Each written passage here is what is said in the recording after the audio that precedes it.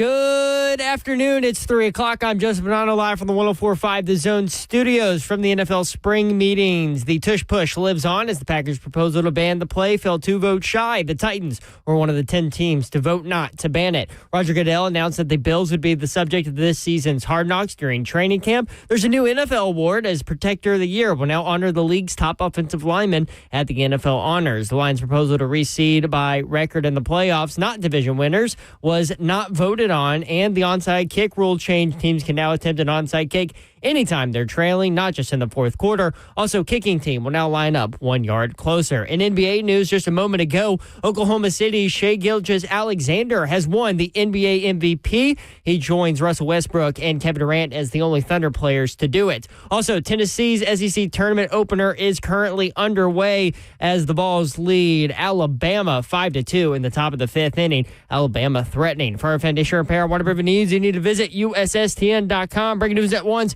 On your home for the Titans and Balls, this is 104.5 The Zone.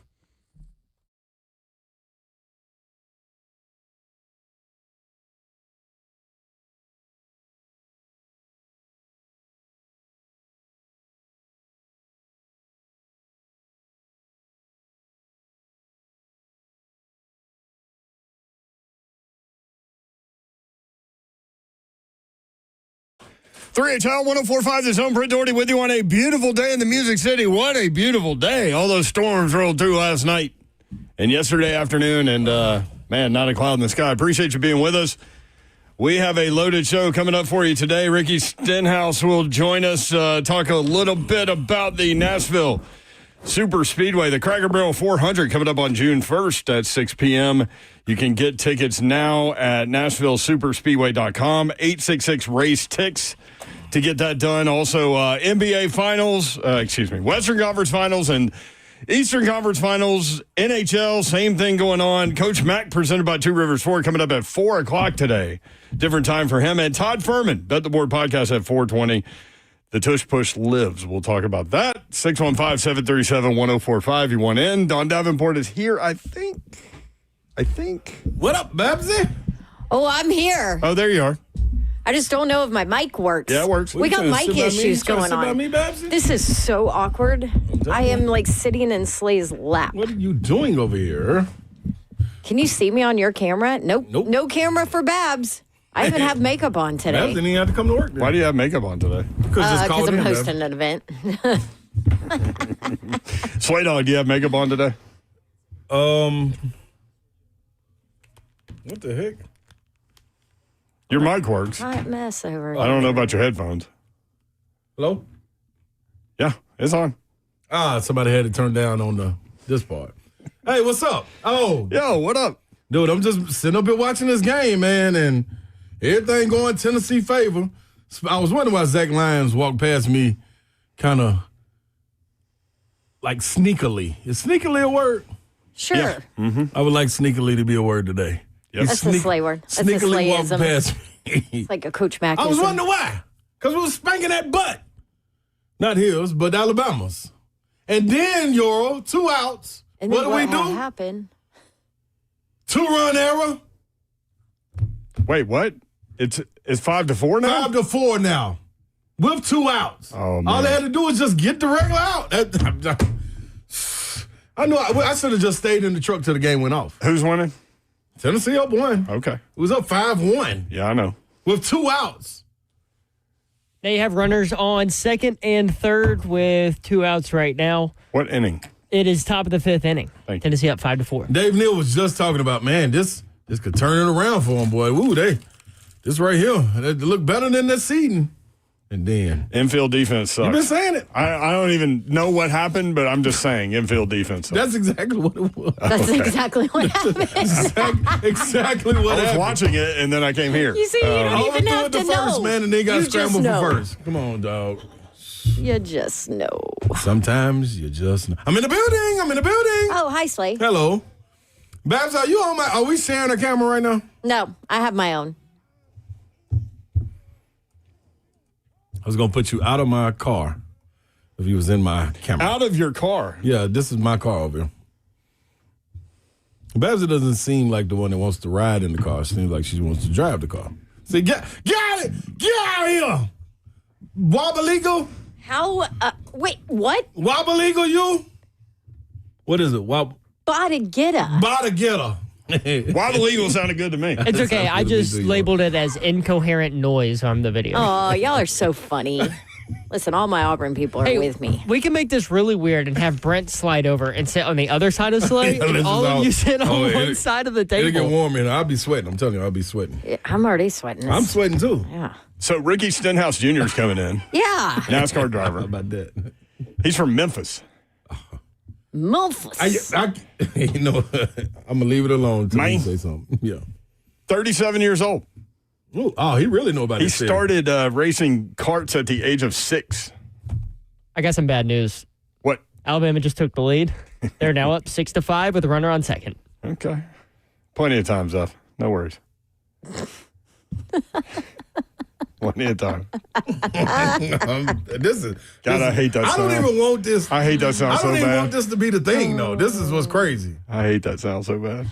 For those that don't know, that is Maggie from The Simpsons sucking on her pacifier because Slay said the Vols suck. Yeah, that's what she does.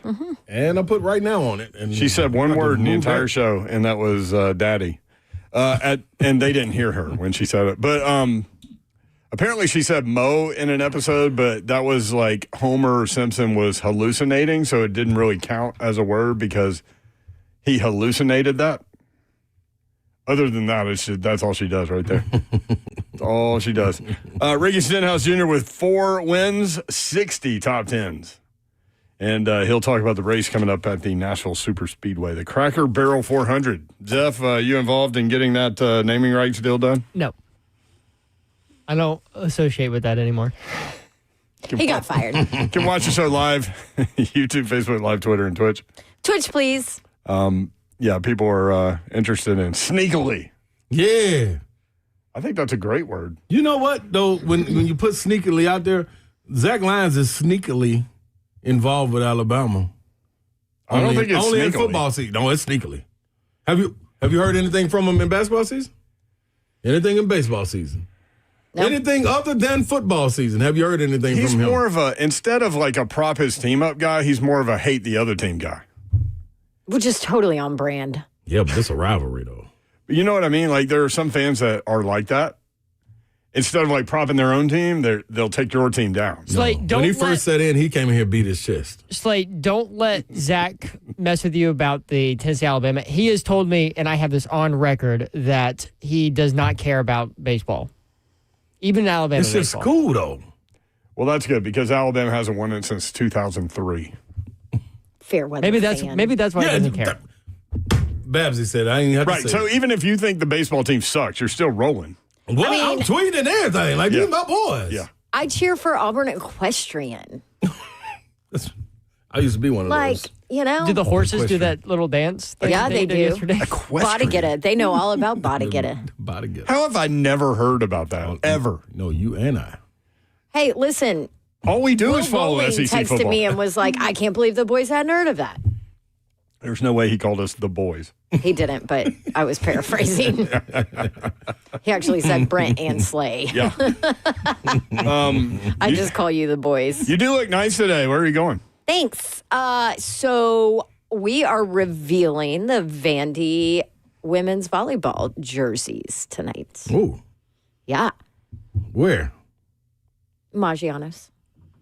It is not a public event. Oh, yeah. The But if you downstairs would, part? yes, if you would like for me to put you on the guest list, I will include you on the guest list. Are you talking to anyone listening or Slay specifically? Just everybody. Anybody Oh, okay. Call in. Leave within your name. reason. Leave your name and number with Zell. Hey, they've got good food over there. No, really good. I know. Family style.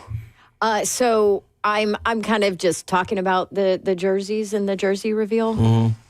They are sweet. I bet they are. I mean, sweet. Why do you bet they are? Because I like the if they're the form-fitting ones. Yeah. Yeah. Yeah, they got to be I'm cold-blooded. form-fitting so they don't get stuck in the net when you're blocking. I never knew that. Didn't they used to be a little, not blousy, but kind of like mine fitting right now? Mine was back when I That's played. what I see. Okay, see. No, Yeah. That's what I'm Yeah. talking about. Yeah, okay, yeah. And then they got smart. All these net Yeah. calls. What are we doing? We need them a Yeah. little tighter. Yeah. Nah, that's a dope little color combo right there. That black and gold. It is kind of sweet. little white and gold or something like that. I'm going to go to Boats Russ on YouTube. Vandy didn't know 104.5 knew anything about Vandy. Y'all, dude, you don't listen to us then. That's all I'm going to say. That's all I'm going to say. Yeah, you don't even got to address it. Dude, hey, man, y'all crazy. Thunder ran through the T-Wolves last night, 114-88 in game one. SGA, 31 points, 9 assists, 5 rebounds. He was named MVP today. Did SGA take care of you in your parlay? He did, but somebody else didn't. Several other people did. Several other people, yeah. That was a bad But parlay. this is what I'm telling you. Told you matchups. Yeah. And Julius Randle, I said I didn't trust him. He came out on fire. Second half, 20 like Baby Babs. 28 points, 8 Didn't even rebounds. show up to the game. Wow. Baby Babs. She ain't going. Gosh, she's catching strays. No, she ain't today. going to no game. Nah, soccer, nope. She's out. No. Baby Babs got to perform. She's too busy, she said. Man, she got a microphone to it now. 28 points, 8 boards Got for things to Julius slay. Randle. Yeah.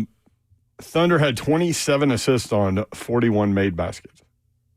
That's a good stat right there. Matchups, man. Matchups. Jalen Williams See, showed up. and people have this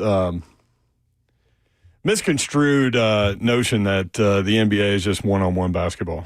Nope. 27 assists on 41 made baskets. Yep. That is moving the ball, sharing the ball. Yep. Getting stops when you need in them. the playoffs. Yeah, in the I accept that asterisk. Okay. You'll accept that? Thank Yep. you. Game 2 is Thursday at 7:30 on ESPN. Tonight, Game 1 in the East. Pacers at Knicks. New York favored by 4.5. It's going to be good. 7 o'clock on TNT. Yep. Same thing as we said yesterday. Hey, Zeph. That's not, I'm sorry, it's a different button. What did you just do? I thought that I was talking to just Zeph. I was talking to everybody out over there. You know Hey, what? Zeph. I'll just go ahead and tell you. Zeph, that's something to ask you. Zeph, Ricky's here. Okay, can we go to break? Yeah, sure. Let's do that. Ricky Stenhouse Jr. coming up next. We'll ask him if he ever gets tired of driving in circles. 3HL 104.5 The Zone.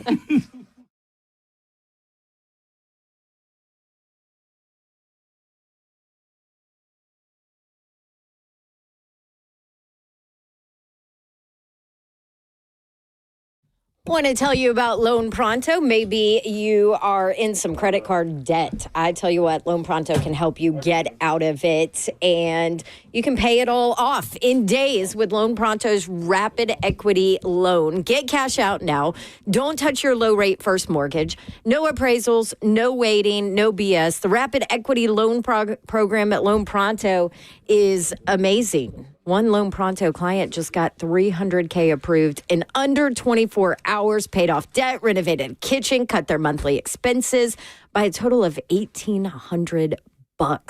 Instant approvals with Loan Pronto, low rates, no hard credit pull up front. Your home equity is yours. You should use it. Get cash to consolidate your debt down to one easy, low monthly payment. Call Loan Pronto now for a free instant appraisal for your home and see how much cash you can get out today. A+ rated by the BBB, nearly 2,500 5-star Google reviews. Service is off the charts. LoanPronto.com, 615-499-5780. Get debt relief now at loanpronto.com, 615-499-5780. Equal housing lender, NMLS 1661781. On approved credit, NMLS consumeraccess.org. What's happening, good people? This is the opportunity that you need to take when it comes to knowing a number you need to call. Somebody that's going to fight for you. That's Bart Durham Injury Law. Now, we all understand we're watching graduations take place, whether that be, 8th grade, whether that be out of 8th grade into high school into college into wherever. This is the thing that you need to know. It's a number you have to have. 615-242-9000 is the number. BDIL. Understand this, Bart Durham Injury Law. We'll be there to always fight for you. And when you throw those keys to the little one while you're having the barbecue, I always use Thatcher as an example. My little nephew, look at Thatcher. Go get us some ice from the store. We're back here having a good time. This is what you got to understand. You need to know mom's number, dad's number, everybody's number, unc's number, but you got to know this one. Blair Durham, 615-242-9000. Let them protect you and fight for you when those accidents happen. Those are the important things that you need to know when you're jumping on the road. 615-242-9000. Bart Durham Injury Law.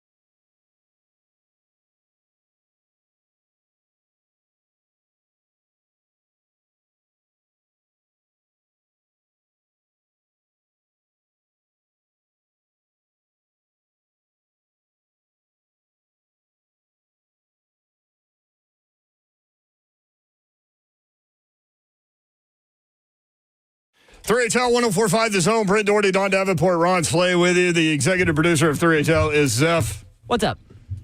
What up, Zeph Dog? What up, Zephyr?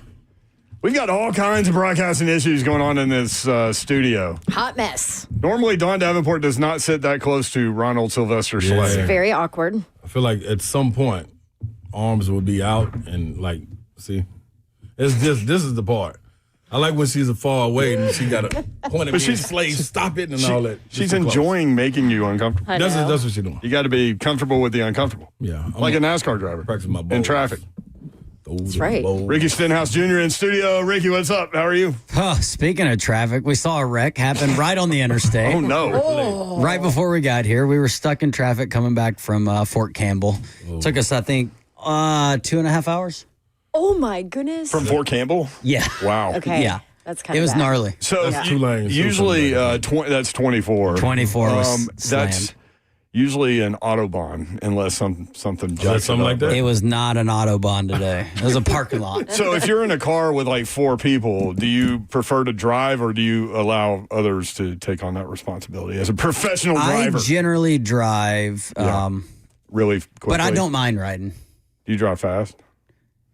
No, but I will be in and out of traffic to get us there. When I was younger, Aggressive. back in 2009, I got pulled over, I think, like 10 times that year. Yeah, I was younger then. like you played for Georgia or something. Dog. Yeah. What's going on? Yeah. And, I didn't get 10 tickets. I just got pulled over 10 times. Slow it down. Slow it down. Yeah, since then, I've slowed it down a little bit. What are you doing on the track? You got Nashville coming up in a couple of weeks. The National Super Speedway, you can get tickets, nationalsuperspeedway.com. The new presenting sponsor, Cracker Barrel. The Cracker Barrel 400, June 1st, 6 o'clock. So do you like that kind of twilight time where it goes from sun setting to night? I do. Nashville at night, the concrete track with the lights, I don't know, it just... Things look cooler. You can see the sparks when we bottom out and things like that. And I feel like the concrete looks cool. And, having a little bit of shade for the fans in the grandstands is never a bad thing. Because, we've had some races there kind of middle of the day and people in the grandstands get a little toasty. So all three races, truck race, Xfinity race, and our cup race will all be at night. So it'll be a cool triple header weekend. Cracker Barrel 400 on Sunday, June 1st. We ate at Cracker Barrel today over in Clarksville, Tennessee on the way back. So What'd you eat? What'd you eat? today I was not feeling. I just got some chicken tenders. I'm normally like a meatloaf. But I felt like meatloaf was going to sit too heavy with mashed potatoes, fried okra, and things like that. So Fried okra. See, that is the key. It's the best thing ever. Why don't more restaurants offer it? What are we doing here? As long as Cracker Barrel's got it, that's all that's important. Cool. So in terms of what you eat, what do you eat like race day? Are you careful about that? Right? I don't know. It's wise to be careful sometimes. I wouldn't suggest some tacos right before. Lasagna. You need some carbs So probably. For me, I don't know. For me, race day is depending on what time the race is. Normally, Central Time Zone, like 2:00, I believe, is normally kind of our go-to for that. So I'll generally kind of wake up, have like a late breakfast, some eggs, bacon, and make sure I eat a lot of that. And then I'll have just like some grilled chicken or something kind of right before the race. So kind of get my big meal out being breakfast. And then depending on what kind of mood I'm in, I'll generally stop and get something to eat on the way to the airport. Yeah. Smart. Depending on how the race goes. Depending on how the race goes and what my mood is. Never had anything If it weird. goes really well, sometimes I can eat healthy after a race, but most of the time, I'm just like... You never had anything weird happen, like while you're in the car, and you're like, "Crap, I got 240 laps to go." No, I've never. I've had to go. I've had to pee in the car twice. How does that work? A lot of concentration. I don't know if you've ever tried to, pee with your clothes on, but it's really difficult. It's really difficult to really focus. You had no idea what you were walking like into that. in here, did So, you? I like that a lot. We're professionals Yeah. around here. Yeah. so Journalist, capital J. Slay used to be a truck driver, so. Yeah. I know so about you that. understand? I was. Man, it's tough. You got a time to keep, man. Yeah, Yeah, it's- same thing in a race car. Gatorade bottle? You got time to Gatorade, gallon, half a gallon, it don't matter. Yeah, I don't have a little shot glass bottle. Like, Other than that, no, nothing. Tell us about the Nashville track. Do you like that track? I do. So I started turning my first laps in a stock car at Nashville because at the time, we used to be able to test a lot, and we would come At the fairgrounds? test the concrete track here at okay. Nashville a lot. Yeah. Remember that. Because the track. The concrete doesn't change as much, with temperature, unlike, some asphalt tracks. So we actually came here a lot in the wintertime and would test and make a lot of laps. So, I dirt raced growing up and, switching over to, stock cars and asphalt and concrete tracks was, fairly new for me. So we made a lot of laps testing it at Nashville. I like it because it's, really close to my hometown, and a lot of friends and family come up for the race. And I got some family that lives here in Nashville as well. But cool. The concrete's tricky. It's, we got 3 racetracks that have, concrete corners, and Bristol, or 4 with Dover, Bristol, and here, and then kind of Martinsville has concrete down in the corners. But it's tricky. It's really tricky, and the kind of the seams, the way they put them together. There's it's kind of rough. It's never really super smooth. So it makes handling and trying to get the handle on your race car a little bit more difficult than an asphalt track. But like I said, it doesn't change as much with the sun and the temperatures, so you're not kind of chasing that as much. So you feel like you know exactly what you need to work on every time you go on the racetrack. So you mentioned you grew up dirt track, right? So when did you know, hey, this is what I want to do? I'm always curious. I mean, there's a handful of people that get to do this for a career, but when did you start and when did you know? So my dad raced dirt cars, and I grew up going to the racetrack with him since I was 6 weeks old. And I started racing BMX when I was 3 and go-karts when I was 5 years old. And I raced 3. I raced go-karts on dirt tracks, so oval dirt tracks. And then my dad raced dirt cars. And, when I turned 15, I started racing full-size dirt cars around the Memphis area, right there in, West Memphis, Arkansas. And so I did that for a while, and I was like, sweet, this is what I want to do for a living, is I wanted to race. And I didn't know if it would be at the level that I'm at now, but there's people that race dirt cars for a living and make a good living doing it. And I was like, I started getting paid in 2007. I started driving for Tony Stewart's sprint car team. That was my first year out of high school. And I was like, sweet, this is it. I'm getting paid and I'm racing. And then literally the following year, I was, moving to North Carolina and, starting my stock car career and my, figuring out how I was going to get to the NASCAR Cup Series. So it just all happened very fast and very fortunate. And now I get to still go back and, race my dirt cars for fun. I do that with my dad, and it's a lot of fun. So definitely fortunate to be where I am. What's the best advice you ever got from Dad as far as racing? Just, you got to work hard. You got to, when I was go-kart racing, he made me work on my cars, clean the trailer, get the go-karts cleaned and ready to go. I wasn't putting setups on them or anything, but I was, prepping everything.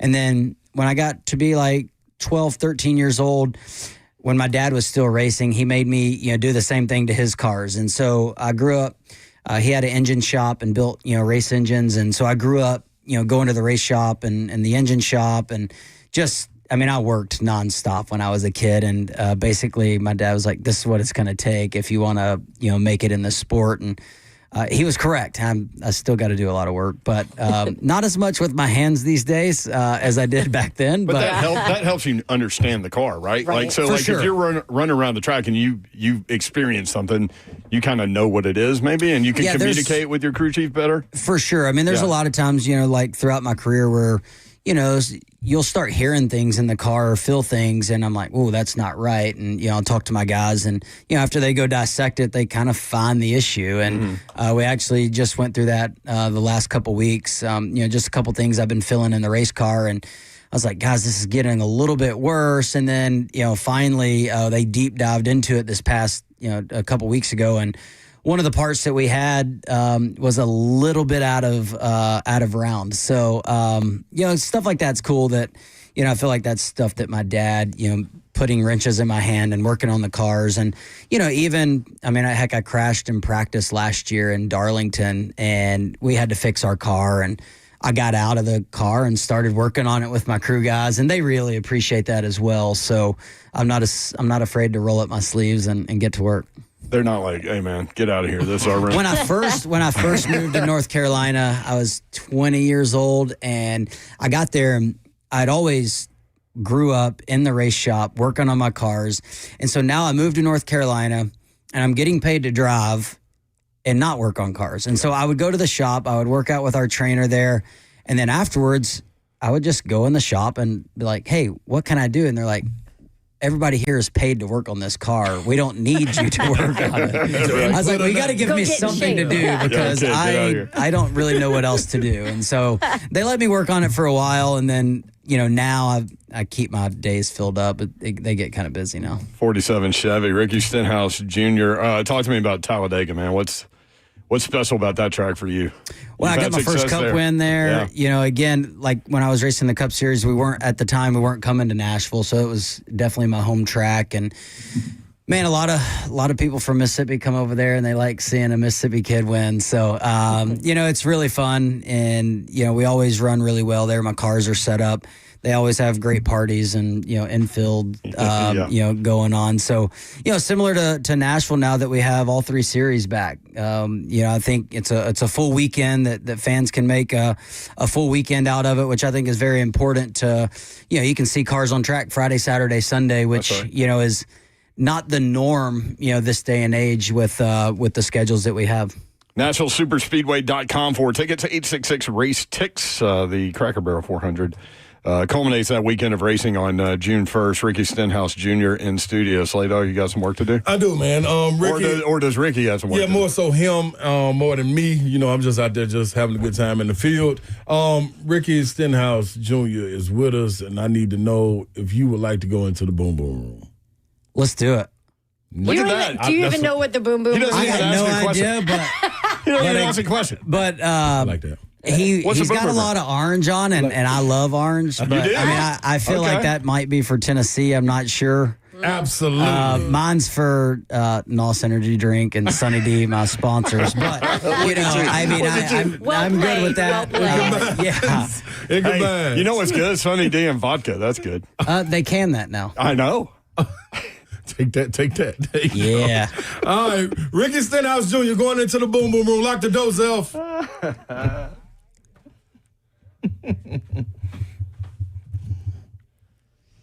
Was that Morgan Freeman? Sort of. Frank Caliendo. Kind of sound like Morgan Freeman. Frank Caliendo as Morgan Freeman. Yeah. Okay. All right. We got one for you at the end, too. Yeah. Hey, man. Welcome into the Boom Boom Room, Ricky. First and foremost, you come in the Boom Boom Room, the door's locked behind you, can't get out unless you answer everything truthfully to the best of your ability. I am the judge of that, and the only way that door's open is if I say you did a great job in that. Sounds good. Let's do it. All right, here it is. First and foremost, tell us something that no one outside of your inner circle would know about you that irritates you. Like irritates me? Yeah, you can go into a boardroom or a meeting and you're like, you know what? I took that one on the chin. I'm cool with it. But my family probably looking at me like, Ricky, why didn't you say something? Mm-hmm. Going in the Boom Boom Room, maybe? First question is got me stumped. That's what I'm talking about. That's what I'm talking about. Listen, you can always get locked in here. Yeah, no. You got a race to get to, but hey. So what? That was a lot. What am I? So one thing that irritates me if I walk into a room, say somebody always asking me like, "Hey man, you played basketball, didn't you?" No, I didn't. Like, yeah, gotcha. Anything that's irritable when you walk away, you're like, yeah, you didn't have to ask that or something. Most of the time, I would say it's, when I'm out and obviously I race NASCAR and my name's Ricky, and it's like, what do you think of Talladega Nights, Ricky Bobby? That was going to be my next question. Yeah. I promise that was going to be my next Not gonna lie. Because that's not the best movie. No. Days of Thunder is the Yeah, best. okay. Days of Thunder, Let's yeah. cruise, baby. Hell yeah. I would say I thought about that that goes today, along though. with. Yeah. So next question. Next question. Skip that one, Slay. We call him Jesus. I love that. Game days. Walking up to your NASCAR, if you had to put a walk-up music, you had to have one that everybody could hear, what would be your walk-up music to your car getting ready to go race? I would go. You go Elvis from. No, I'd go Garth Brooks Rodeo. Oh. I like it. We kind of. Slade That loves is Garth Brooks. Slay. We kind of right there. Slade man. loves Garth. I mean, just say Thunder Rolls and he'll start singing. That's it for me right there. What school, if you had to say, I'm going to switch sports, I'm starting back in high school, I'm coming out to play sport, what sport would you play? What school would you go to, university? I'd go to Ole Miss and play golf. Wow. Oh. Do you golf now? I do golf now. Are you good? I'm average. See, his Swing definition of sticks. average will be a little different than me Probably and Slay. 'Cause better we say than we're you guys. average and we're like, I don't know, 110. Yeah, I ain't even 110. Listen. Look at Stenhouse. Listen to me, yeah. I'm more of a driver. I'm the driving. last time we played 8 holes, and these two lost 4 balls on Yeah. 8 holes. So- No, I lost 4 balls, a hat, and a club. Oh, yeah, I forgot Yeah. about the club. Sometimes you lose a club, you know? On the golf course. In the pond, in a tree, listen. or broke. If Either one. if nothing else, we're entertaining. Yes. Did Yeah. you have to music? ourselves. Did you have music playing? Music, Yeah, drinks, in my head. cigars, all of Okay. it. All of that. Most impactful person on your journey to this point? By far, my dad. Why? My dad. I felt like, I mentioned, him, instilling the work ethic, but also, now that I step back and, I'm a husband and a father now, like seeing how much my dad worked and now knowing what things cost and look back at, I'm not sure how he got me to the racetrack back then, other than, now I realize what he was doing when, we'd be going on family vacations and, I get up in the morning and he's still working on somebody's engine. Yeah. Been working all night long, and so just all the sacrifices that he had for me to race every weekend. First, welcome to NASCAR moment, followed by, and I'll let you out. First moment that like, yeah, I'm here. I would say in 2009, I got my first. I qualified on the pole for my first Xfinity race. It was the Nationwide Series back then. That was at Iowa Speedway, and I'd only ran, I think that was like my 3rd or 4th race. Yeah. And I was like, oh, sweet.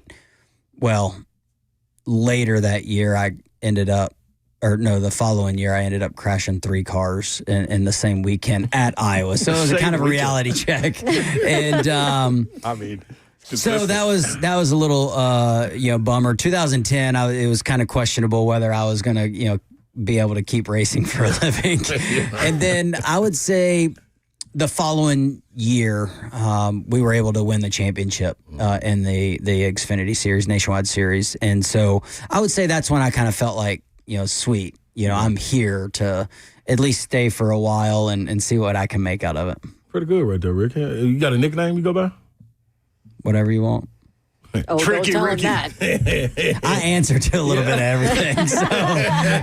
All right. Well, we'll keep that for next time coming out of the Boom Boom Room. You could trade places with one person. Who would it be? Parker McCollum. Why? Nice. That's why.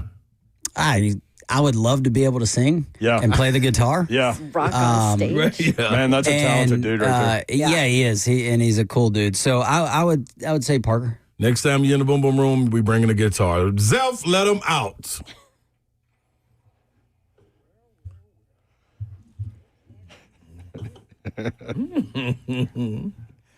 Hoorah. Ricky Stenhouse Jr. That's with nice. us in Studio 3HL. Let's go back to Back in the 2010. Yes, out of the Boom Out of the Boom Boom Boom Room. Let's go back to 2010. How much pressure did you feel? And is it A lot. tough So- to drive? when you feel that kind of pressure? So that was my rookie season, my first full-time rookie season. And, man, we struggled for half the season. And actually, I was driving for Roush Fenway at the time, Jack Roush. Actually, I told you that they wouldn't let me work on the cars. 2010, about halfway through the season, kind of through the summer, I worked in the shop for almost, well, I guess it would have been late spring, kind of early summer. I worked in the shop for like 3 months. I had to get there at 6:30 with the crew guys. I had an hour to work out, an hour for lunch, and I got to leave at 4:30 when they did. And I did that for 3 months. And he took me out of the car for 2 races, and some other people drove. Oh, man. And I was like, man, this is horrible. Yeah. And finally, it was Loudon. We were struggling in Loudon, and Jack Roush and I had a great, well, it ended up being a great conversation in Loudon. I thought I was going to get fired during this conversation, but he came to me. He was like, hey, here's the rest of the races that you're not going to run this year. And I was like, you told me I was going to be out for 2 races. I was like, so, you lied to me. And, he ended the conversation with, I think he was 68 at the time. He's like, I'm 68 years old. I don't need a 20-year-old telling me I'm a liar. And we both turned around and walked out the opposite ways. And so then later that day, I ended up going back into my hauler, and he was up in the lounge area of the hauler. And, he ended up apologizing because he kind of checked with all his people at the shop. And he's like, ooh, that's exactly what I told him. So, and then like that race, so that was on Saturday during practice, Friday. We raced on Saturday. We started like 30th and we finished 7th or 8th. And so top 10. Top 10, like drove up through the field. And this is when, 6 or 7 Cup guys, racing the Xfinity Series races. Yeah.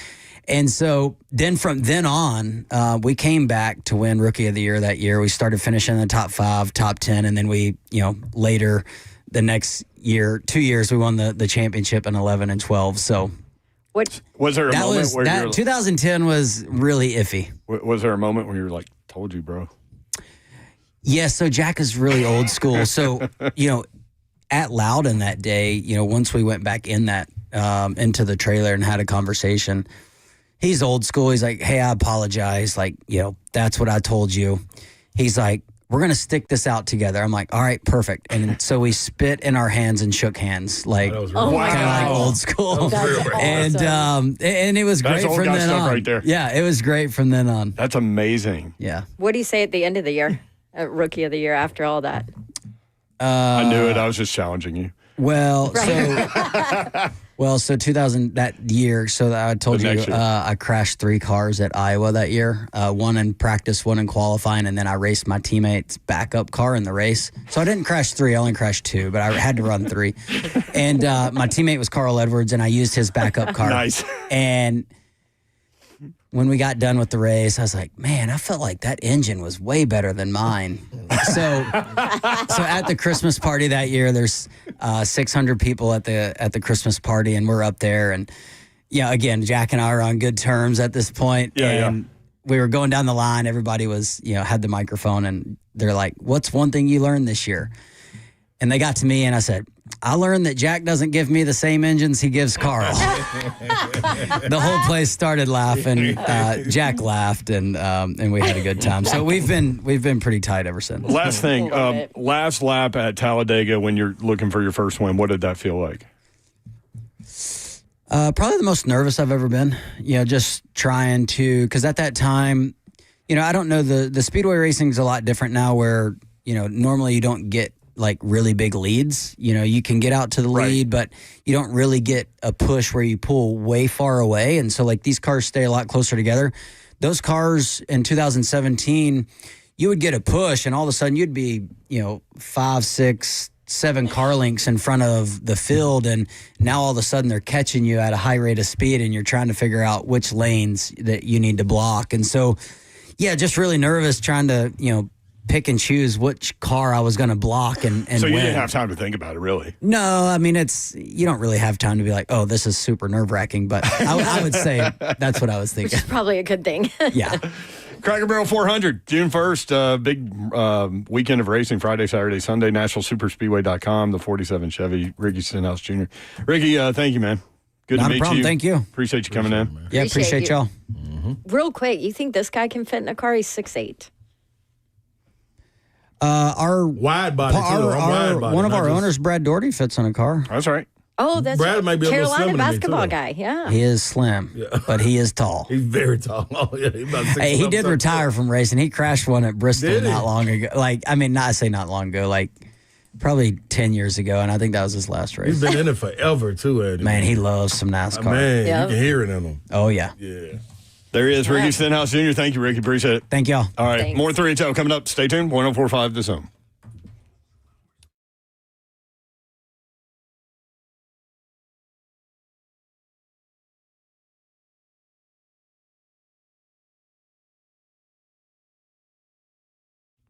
What's happening, y'all? KellamStemCellInstitute.com is where you need to head to. You're having a little inflammation problem, whether it be knee, ankle, back, neck, wherever it is, you can have the solution. It's your body, your cells, your solution. They can not only harvest your body's stem cells, but also store them for future and continued use.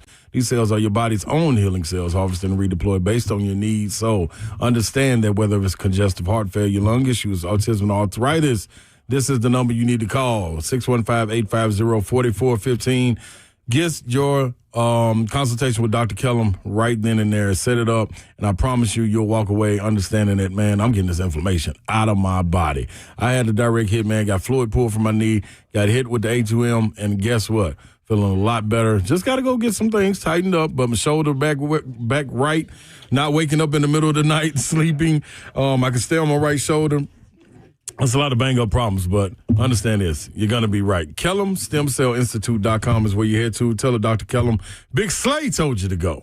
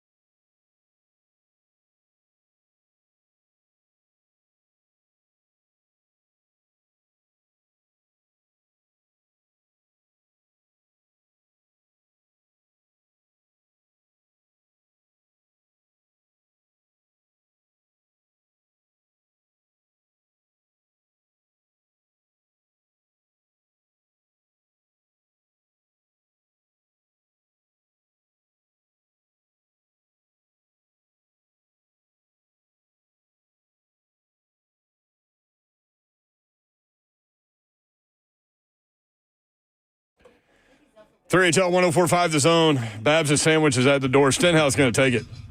And you won't catch him either. Nope. How cool was that dude? He's super cool. That's the first time I've ever met him, and he's very cool. I like him. I told him while Slay was doing his live spot for Kellum, I said, hey, man, thanks for putting up with us. I know we're a little bit different. He's like, no, dude, that was so much more fun than what I usually get. Really? Yeah.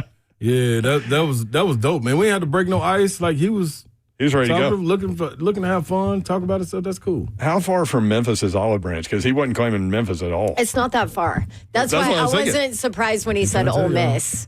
It's Right, right there that's right. because it's right there on the line, like like, right on the line. yeah. You've driven through there. If you fly into Memphis and work a It's game, right down the outskirts. At A lot of Ole people Miss. live there instead of living in Memphis. yes, yes. That makes sense. The other thing I said, man, while you were talking, Slay, I said, damn, Iowa, man, nothing good comes out of Iowa. And he goes, funny thing is, he goes, I race those, he said, I wrecked those cars there, but I forgot to mention, he goes, I won the next 3 races I raced there. So something Oh, good see, did come out. He goes, so I karma actually like that coming track. back. But yeah, they're in Charlotte this weekend, so follow Ricky Stenhouse Jr. there, and then we'll ask Todd Ferman what he thinks about Stenhouse Jr.'s chances to win this week, and then Nashville the next week. They mentioned getting us in a car, It says Sunday. like day of race. Yeah, that's this Sunday. Oh, this Sunday? No, next Sunday. No, next Next day of race Really? for us to go around the track. Yeah, go. We have to go out there early though. I got to get But to it's a night MRI race. on Friday to find out if my knee can bend it to get it. Do I got to climb in it? Yes. Yeah. The doors do not open. No, you go through the window like Dukes of Hazzard. Yeah, that's gonna be Getting it and getting it and getting it. You know, look, when you got the hips built up the way mine are, and one knee acting the way it does, it's gonna be hard to kind of Dukes of Hazzard into that thing. I have actually ridden in one. Who was driving? I think it was Hamlin. Denny Hamlin? Yeah, I think he was driving. I can't remember. You know though. Tanya It was in downstairs in Richmond. sales? That's oh, her she loves Denny. favorite Yeah. driver. She's got like a full-size cardboard cutout of Denny Hamlin Jr. Yeah. She loves Denny Hamlin Jr. Wow. Yeah, she's a big fan. Anyway, I mean, I was shocked at the pull on your body. Okay. Now, granted, that was at RAR, like short track, right? right. Plus, you're not But going still. 180 miles an hour. No, or because whatever. it's a short track. Yeah. Zeph, what's going on with you? He is in there like an air traffic controller trying to land a plane. Yeah, he's trying to land a plane. This is the one time that I think Don will be okay with this Yeah. because they are now beating Alabama 11-6, a 5-run, That is a comeback. a 5-run bottom of the 6th Told inning. y'all. They It was have- early. They loaded the bases. Well, they loaded the bases with one Felt out. super confident. And they've had back-to-back singles that have scored 2 runs. And there's a close play at the plate that they're currently reviewing. But upon replay, from my eyes, he is safe. That's why I was doing To that. flex his ankle like that looks like it would break. Like coming in hot, he came into. You talking home about base. Stenhouse? No. Oh. No, the play at the runner. plate here. He's running Home plate? and Sorry. he slides. Yeah, Babs, you. You talking about Stenhouse? Oh, you keep hitting the wrong button. But Yeah, she then- coughed in my ear that time. You're still talking, but not on air. I get this. There you are. Oh my! I'm sorry. I cut you. Oh my gosh! I just realized I can just cut you off whenever I want. He I was have full talking. control of your mic. You cut him off, and then you coughed. Yeah. Like, hang on, Slay. meant to cut Whatever you're myself talking off. about, Let it's me not very cough. important. Let me cough for everybody in Nashville. Bad.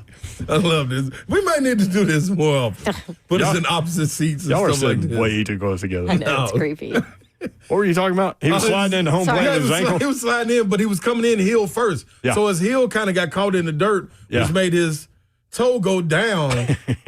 Like, dog, that actually is what made him safe. What about the awareness to get his foot down like that? I don't think he did it on purpose. No, You so sure? Slay's saying he didn't Man, do it. I feel like that got caught in the dirt, and he was, I don't know. That's Reese Chapman. He's a smart guy. The look on Slay's face when you said that. I don't know. That's Reese Chapman. He's a pretty smart guy. He's a smart guy. like that's what did it. All right, okay. So you're So he knew he was calculating. so you're saying Albert Einstein would have been safe? I don't know if Albert Einstein's got the baseball IQ that Reese Chapman has. Like Reese said, let me My go. man. Let Like, me do you go remember heel in this, and let me press down like I'm pressing on the gas. Like, do you remember that pedal. Hunter Ensley slide from the national championship last year? Yes. I mean, kind of same situation. I'm so happy in there. Hey, I mean, boy, I'm not even gonna rain on your parade. I want to so. talk more about Stenhouse, man. Dude, that was, Hey, that you was want to dope. go in the boom boom room? Yep. Yeah, like what is it? Like, what are you talking about? Like, I see the shirt. I see. He just said, I see orange. Yeah. Oh, wait, they called him out. Sunny D. Well, no.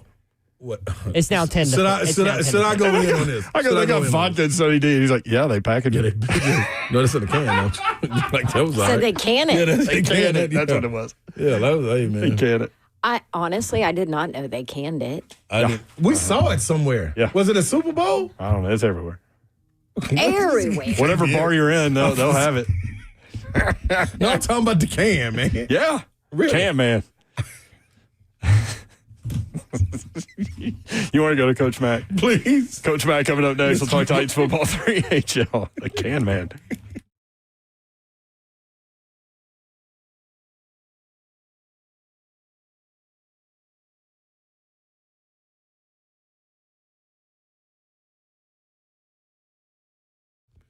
Yes, Big Slade coming to lowtcenter.com. That's where you need to head over to. Low T Center brings you back to life. And I'm not saying like you pass out. Exactly, Babsy. Back to reality. It puts you in reality, folks. When you're out there, man, you're kind of feeling a little groggy, a little grumpy. When you go try these other places, and trust me, I have. I came back home to Low T, man, because there was only one that was getting me right and going to be consistent about it. That's the biggest thing. So go to Low T Center, get your testosterone levels checked, make sure they're where they're supposed to be, and understand that you will be on the right track to feeling great, feeling like yourself, even a better you. Also, when it comes to weight loss treatment, the options include one, semaglutide. Go in there, get you, and if you qualify for the treatment, you can get a free B12 shot when you start. This offer is limited, so book now at fixmylowt.com. Understand, Low T Center is the place for you to get back into the game the right way. lowtcenter.com. Were you somebody who had some roofing damage possibly yesterday with that hail that rolled through some of our areas, or maybe a couple of weeks ago with that storm that dropped some hail? I mean, I saw baseball-sized hail that fell yesterday. And so maybe you need your roof checked. North Point Roofing Systems, who you need to call, a GAF Master Elite Roofer, which you're like, hey, what does that mean? I know, I feel you. It means only top 1% of roofers have this added training and label, and it's all based on background checks and training and trust and all of that. And North Point Roofing Systems has it, and they also do free drone inspections. So they'll come out, use AI drone technology. It takes about 13 minutes. They'll look at the health of your roof. Nobody has to get on your roof and risk damaging it further. And boom, the drone they use is cutting edge, and they have this program. They load all of the pictures, about 75 pictures into it, use this software technology, and they diagnose your roof and know exactly how much damage you have. It's a free drone inspection. Here's their website, northpointroofingsystems.com, guiding you to protection. That's northpointroofingsystems.com.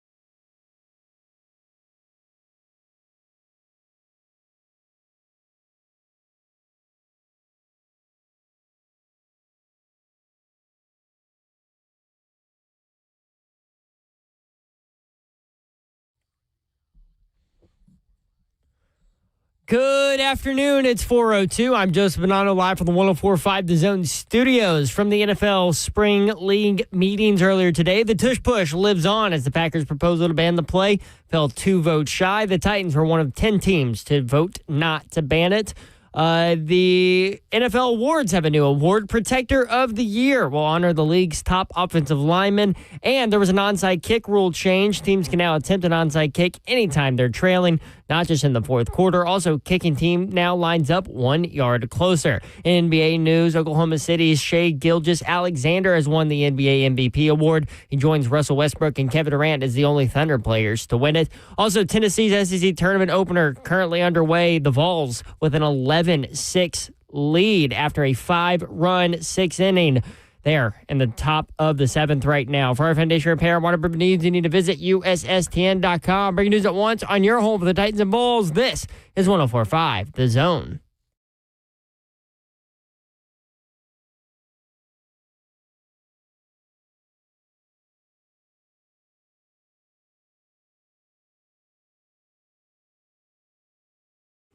HL 104.5 The Zone. Brent Doherty, Don Davenport, Ron Slay with you on a beautiful. What is today? Hump day. How about Ricky Stenhouse Jr., man? I'm still buzzing off that dude. Excellent. Excellent interview right there. How about the spit shake? That right there, that right there, that's lock you in for life. My man told him, we're taking you off 2 races. Then he told him, we're going to take you off these amount of races. And then he finishes in the top 10 and, as he said, runs through traffic, which is kind of what the Preakness winner did the other day. But and then they're good after that. Like, I mean, it's so interesting to me. Like, you know this about me, but if you're new to the show, like, I'm so interested in the trials and tribulations of successful people to get where they are, because it's not this clear, easy path, right? Like, I mean, he sat here and said, I didn't know if I was going to continue racing. Like, I wrecked 2 cars in Iowa, and like, my owner was like, we're taking you off all these races. And then next thing you know, it's the top 10. They spit shake. Spit shake also. Coach Mack knows something about that. Presented by Two Rivers Ford. Stenhouse said when he and Jack Roush got good, Jack Roush he thought was 68 at the time. He said they spit shook on it, which is like an old school thing to do. I've seen a lot of oil deals made in the oil fields when my grandfather was in the West Texas oil business with spit shakes. Right? Oh, yeah. Absolutely. Those NASCAR drivers are such good storytellers, man. So we'll be watching Ricky Stenhouse Jr. This weekend in Charlotte, and then in Nashville next weekend. Coach Mack joins us, presented by Two Rivers Ford, to talk about the Tennessee Titans. And, you know, Coach, I asked Jim White about this yesterday, because I think it's really a non-story, but it's like national guy takes off with it and runs with it, and that's Cam Ward and Will Levis splitting snaps at this point in phase 2, like non-story, right? It's phase 2. Non-story. They're not going against the defense. This is install time. This is install time, and everybody gets an equal shot at it. Now it'll start to even out, and then it'll start to move towards whoever the dude is going to be as we get closer to training camp. But this time right now, first of all, you got 91 players out there. You're on separate fields. Non-story. You were 100% correct. Part of that too is Cam Ward's still trying to learn the playbook, right? And so you need to run plays and things like that. So it'll be interesting to see, as we ratchet things. So what's the difference in phase 3 between phase 2 and phase 3? Well, phase 3, you're allowed to go against offense versus defense. You're allowed to have one-on-one. It's still minimal contact, but you are allowed to have team, and you're allowed to have 7-on-7. And you're allowed to have one-on-ones against, offense against defense. In phase 2, you're on separate fields. You are not doing anything. I mean, it's complete install. It's going through against air on offense and defense. It's getting closer to real football once you get into phase 3. Plus, you can be on the field a little bit longer in phase 3 than you can during the 3 weeks of phase 2. How much does it help you in terms of installation when you at least have a defender against a receiver, for example? Well, the installation is for what you're doing right now is fine. Okay. I mean, that's not the problem. It's the installation. It's the competitive part of it. Okay. That's what you're looking for. And then when you're going against offense against defense, and you're also looking for the function of the group now when you've got an opponent across the line of scrimmage. But the install is, I mean, this is a perfect install time. The install now is beautiful. I mean, I think that's one of the best things the CBA did is give you plenty of time, at least on an equal basis, to get it installed, and then you start competing.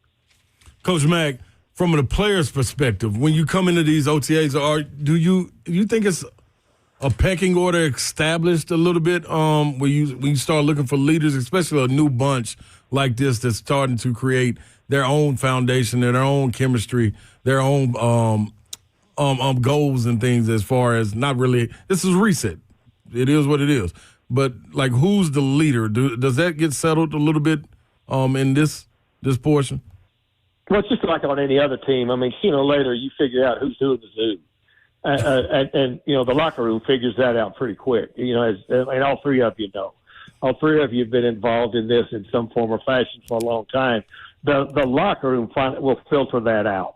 Okay, but the thing that's important is now is for everybody, because look, the one thing that was made very clear to me when I started in professional sports was the fact that what you do right now, it not only affects your future, it affects everybody around here's future. So you need to be on time and you need to be on point. The guys that start to be the dudes, they start to rise to the surface, but it happens organically. And that's why it's important now that they spend time together, before you really get into it, into training camp. At the end of training camp, you pretty much know who the dudes are.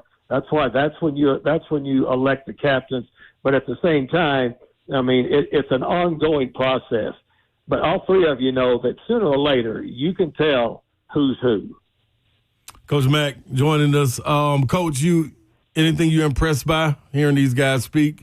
The last couple of days? Right now, the thing that I look for is just to see as far as the install, because I always go out early. I watch walkthrough. I listen to what they've installed in the classroom. I watch it be installed on the field, and then I really watch the individual and see which ones seem to be taking the individual instruction to the group part of it, and then are able to assimilate it into the team part of it, and without being repeat offenders. Mm-hmm. Because again, as I say, you're not competing against anybody right now. What you're trying to do is hone your individual skills right now at this point. But that's what I look for. I mean, I look for, and if you listen and know what you're listening for and know what you're watching and looking at, you can kind of tell pretty quick those guys that the coaches start to have confidence in, that you know what, this guy's getting it. Or you also know these guys are having trouble picking it up, and how long is it going to take for them to pick it up? Because sooner or later, the herd has got to move on. So you've got to be able to keep up with the herd. That's what I watch for during this phase 2. Yeah, spit shake. Coach Mack, presented by Two Rivers Ford. Left tackle Dan Moore met with the media yesterday, Coach. He said he's right where he needs to be. He said Bill Callahan is doing a great job coaching him up on things that he can tweak in his game. I'm anxious to see what this offensive line looks like with the addition of Dan Moore. You've got a veteran right guard that's come in Zeitler. You've got Latham moving to right tackle. I'm interested to see how that group gets going. Yeah, well, I spend time with that group every day. That's the first place I go during practice. I've done that since last year, with Bill Callahan, and have watched this group. It's a better looking group physically, just lining up in those individual drills. I'll share with you, and I think with our listeners yesterday, as I was leaving practice, I always leave and go through the indoor indoor because I park around back to the indoor because I've got other things that I have to do afterwards and have to be able to get out of there.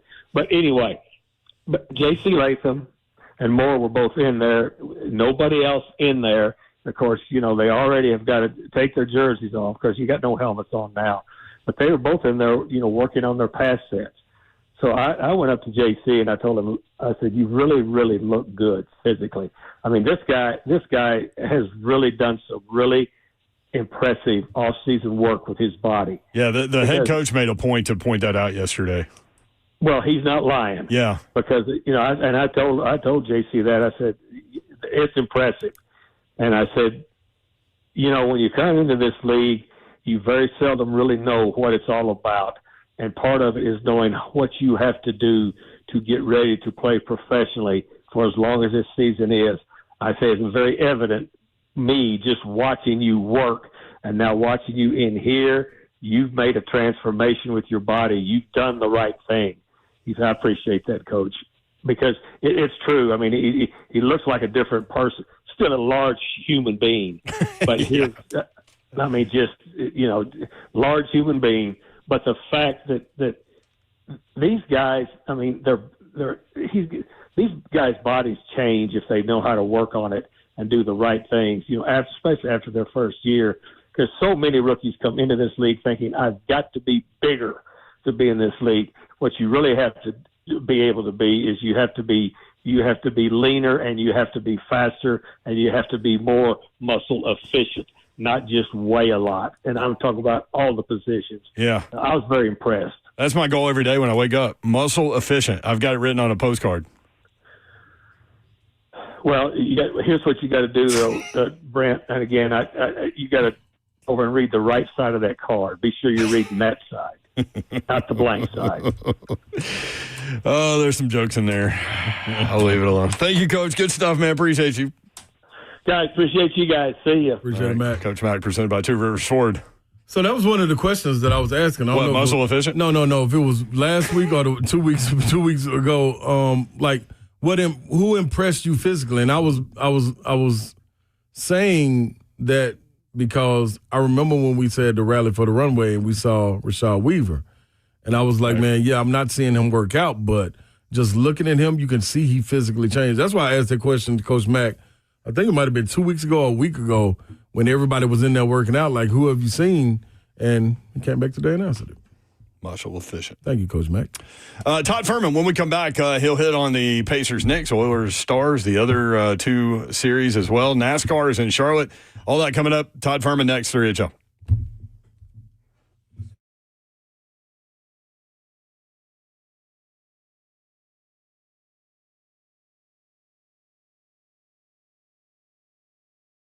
All right, y'all, this is the time that you need, that you understand. When it gets hot outside, you got one person you need to call. That's one group. That's Spring Hill Heating and Cooling. SpringHillAC.com is where you need to go. They are the heating and cooling company that can take care of all your HVAC needs. And when it's time to tune up things, don't even guess about it. Hit SpringHillAC.com up and watch them come out. And you can schedule your 21-point tune-up. Guess how much? Take a guess. $69. Yep. You got that right if that's what you guess. I guess $69. Well, you got it right. Thank you. You're now, right. Did you turn that AC on and you realize quickly it wasn't working like it should? Yeah.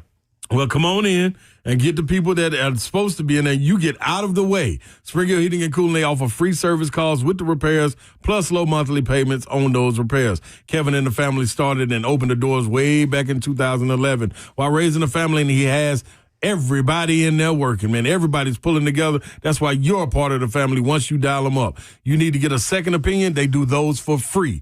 If you need a new unit, get that. Yeah, 60 months, no interest. Finance with approved credit. SpringHillAC.com. 69, huh? That's it. All right. That's it. Tennessee still up 11-6. Is that where we are? Zeph? Thumbs up. United Structural Systems, all this rain that we've had going on, man, might be leading you to notice some waterproofing issues in your house. United Structural Systems, the company for you in Middle Tennessee for foundation repair and waterproofing. The guys are dancing in the studio now. United Structural Systems, a foundation repair and waterproofing company that has served the Middle Tennessee area since 1994. Again, with all the rain that we've experienced, maybe you're experiencing some waterproofing issues, standing water in your crawl space, musty odors, or floor joists with wood rot, cracks in your basement flooring, hardwood floors cupping. Your house may be trying to tell you something. Putting off a moisture issue in your home, bad for your health and could lead to more expensive repairs down the road. When it comes to large home repairs, a lot of times homeowners pretend you don't see the warning signs. You're afraid maybe that you're going to hear something you don't want to hear. This is especially true with waterproofing and foundation repair. It could be something big that needs to be fixed. It could be a small problem now that will become bigger, or it could be nothing. Bottom line, you don't know until you know, and you certainly won't know until you call USS. 615-488-7855. Homeowners trust USS. USS, keeping homes dry and stable. We guarantee our best. Call USS 615-488-7855. USS, serving Middle Tennessee, Southern Kentucky, and Western Kentucky. Online at USSTN.com.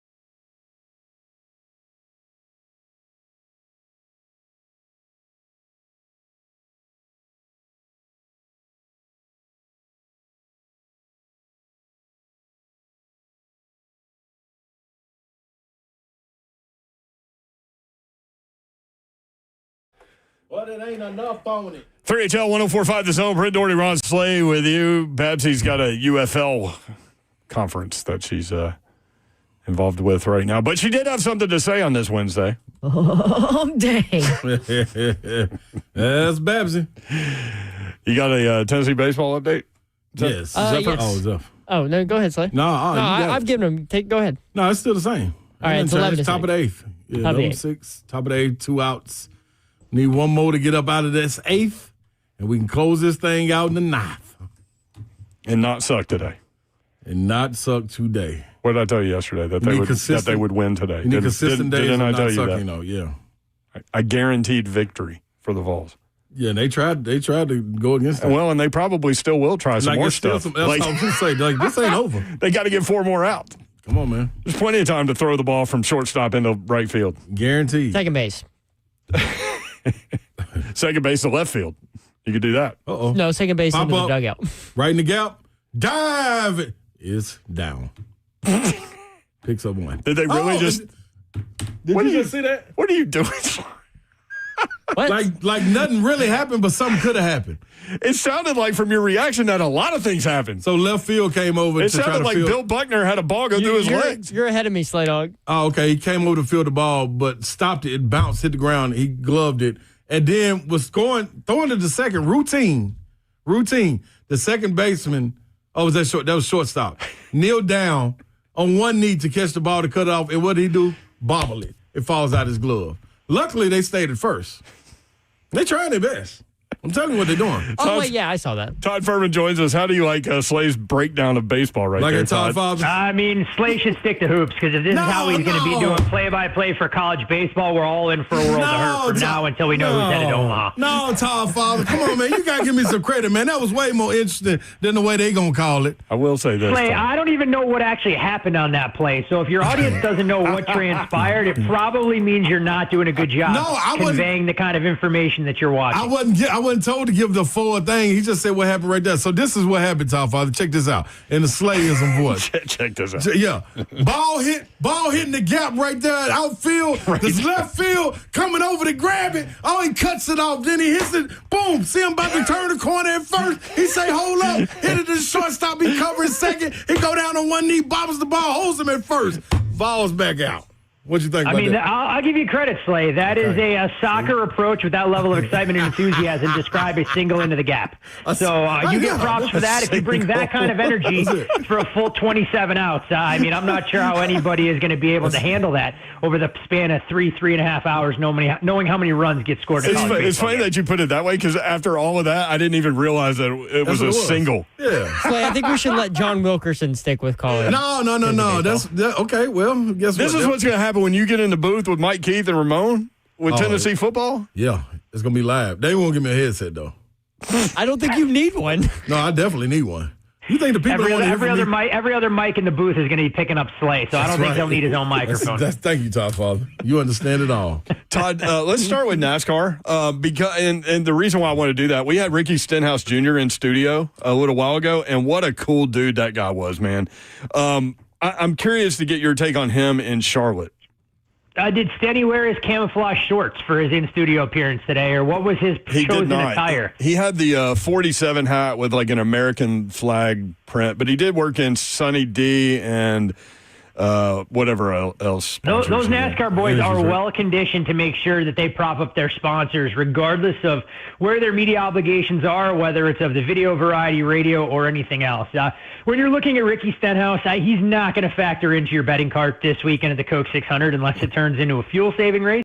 And it's no knock on his driving abilities. The 47 car, if it stays on the lead lap, I think it should be considered a success. A race like this that is a NASCAR crown jewel and the longest of the entire season typically favors those drivers that are racing for some of the powerhouse teams. So when you're looking at handicap, I would say you're going to gravitate towards your Team Penske, your Team Hendrick, and Joe Gibbs Racing. Yeah. And that's reflected in the odds. I think the one interesting thing that'll be in play is you see Kyle Larson priced at about 4.5, 5 to 1, which is a little bit higher than what we would normally see on an intermediate track of the 1.5 miles at Charlotte. But given the fact that Kyle Larson is going to compete in the double and look to rattle off 1,100 miles with the Indy 500 early in the day and then the Coke 600 to close things out, you see odds makers drifting that price out a bit. For me, I'll give you a couple guys, actually. Okay. I'll give you one with local ties, and I'll give you one that I think has a great chance to win the race. And I know I've backed Ryan Blaney more often than not. Yeah. But again, 1.5 tracks. He's still looking for that first win of the season. I think 7-1, knowing that he's going to qualify towards the top of the field, gives us a pretty good price tag. So I would look at him. And I will take the man from Nashville in Josh Berry at 30-1. I've liked what I've seen from the 21 car quite a bit on 1.5 tracks. He was actually leading at Texas as well before he was involved in a one-car wreck. Had the win in Vegas and showed surprising speed last week in Kansas. So willing to take a flyer that Josh Berry can be in the thick of things, especially at the number that's available in that 25 to 30 range. Another guy we had in studio a few weeks ago, Josh Berry, really cool dude too. How do you bet these guys? Do you bet them to win straight up, or do you go top 10, top 5? What do you do? It's interesting because the NASCAR market, if we were having this discussion 5-7 years ago, I would have said it was one of the more inefficient in sports and offered, a lot more upside and opportunity. It's gotten significantly harder to find and exploit some of those large edges that we used to have at our disposal. So we do build an outright card most weeks if there are some numbers that work. It's a little bit of low risk, high upside if you can identify some of the decent prices that are out there. But you do have to be a little bit careful that you don't get suckered into the top 3, top 5, and top 10, as I know a lot of people will try and ladder certain drivers, but if that driver wrecks, you not only lose one bet, but you lose 4. So if you're not doing it the right way and trying to figure out, the mathematical edge, it's a little bit problematic. And head-to-head matchups, I mean, that's going to be the most straightforward approach for a lot of folks. Can one driver beat another? But even with those, given the nature of NASCAR, you can see a driver fall multiple laps down, get back to the lead lap, a driver to wreck. So typically when I'm handicapping those, rather than betting on a driver to win those, and this will sound counterintuitive, I'll look to try and bet against the driver in a number of matchups. If I think one guy has an inferior car, bet against the guy in multiple matchups instead of betting on a driver in a couple. Because if you bet against the guy and he happens to wreck or has a mechanical issue, you can win 3 matchups in the snap of your fingers. Whereas if you bet on one guy and he happens to have issues, you can lose 3 in the matter of seconds. Well, that's interesting. We accept that, and we got those jotted down. Let me give you one to jot down, Todd, Father. You're handicapping NASCAR now, Slade. Yeah. You're going to be able to give me the racing trifecta. I want the Coke 600 winner, I want the Indy 500 winner, and I want the winner of the Monaco Grand Prix, so I can parlay all of those 3 drivers for Sunday. That's a tough one. That's a tough one for me to look ahead to that far. I'm kind of like Doc Brown. I focus on what's going on with the DeLorean right then and there. I ain't no need me looking, that deep into the future. We're just trying to get back. I'm going Chase Elliott, And the only reason I'm going Chase Elliott, let me tell you the knowledge behind this. Because back in the day, I only knew of a couple of races, and Bill Elliott was one of those. So I'm just going with his son. I mean, that's about as scientific handicap as you're going to offer up for me today, so I can appreciate that. But Chase is showing a little bit of speed at this kind of distance. The problem for Chase right now, you could actually make the case that he is the 4th best driver for Team Hendrick behind even Alex Bowman, something that you wouldn't have said a couple of years ago. So we'll see if the 9 car can go out there and fare well. Typically, drivers that are patient and have, elite skill sets definitely benefit because you can mask some of those early race errors.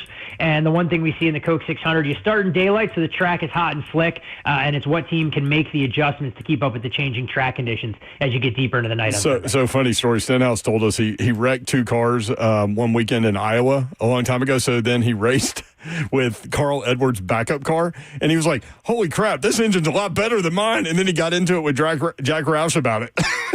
Oh, I mean, there's no doubt that every car is not created equally. Now, there is a lot more parity in the sport now than there would have been years ago. But I think that's always the fascinating part, that every driver looks to set up his car differently. And just because, a lot of these are stock parts and stock engines, even within the same team, that if you're looking at a guy like Chase Elliott, his car is going to drive very differently than Kyle Larson. And it's all about trying to get that feel and maximize speed at the same time, because you're going to compromise a little bit of comfort to make sure you're getting every last ounce in miles per hour out of these machines. Yeah, let's go, Chase. Want to go to the NBA, Slay, or do you want to do NHL first?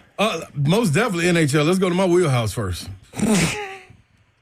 I mean, you are a hockey specialist. That's right. Time has told that tale. So who do you got tonight, Slay, in the Edmonton-Dallas game? Yeah, Stars a -130 last time I looked, favorite against the Edmonton Oilers tonight, 7 o'clock ESPN. What do you think? I would have lost last night because I would have went with Carolina. I thought they were hot coming into this. I did go with Carolina. Did you? See? See? Awful. I'm telling you. So this one right here, You know how I feel about Edmonton, and if you don't know, well, you should have been listening to the show. So I'm rolling with Edmonton Oilers in this on the road. Because you support me. I put the Ed in Edmonton. Edward. That's not the reason.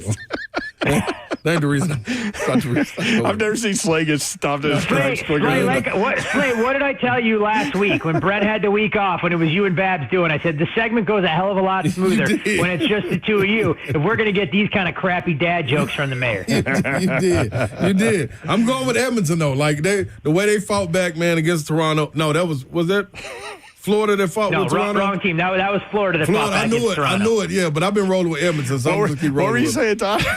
Yeah, I take back all the nice things I said about it. Mine's not a joke, though. I gave you 15 seconds, and you couldn't go away. You couldn't avoid shooting yourself in the foot. No, guess what? It don't matter. I'm walking on one leg. All right, let's go like Edmonton this. Oilers. What you got, Todd? Oilers at Stars minus 130. Todd, what do you think? I actually lean the same way as Slay tonight with the Edmonton Oilers. Now, one injury to keep tabs on, Connor Brown, who's actually been a key part of Edmonton's depth through the first two rounds of the playoffs.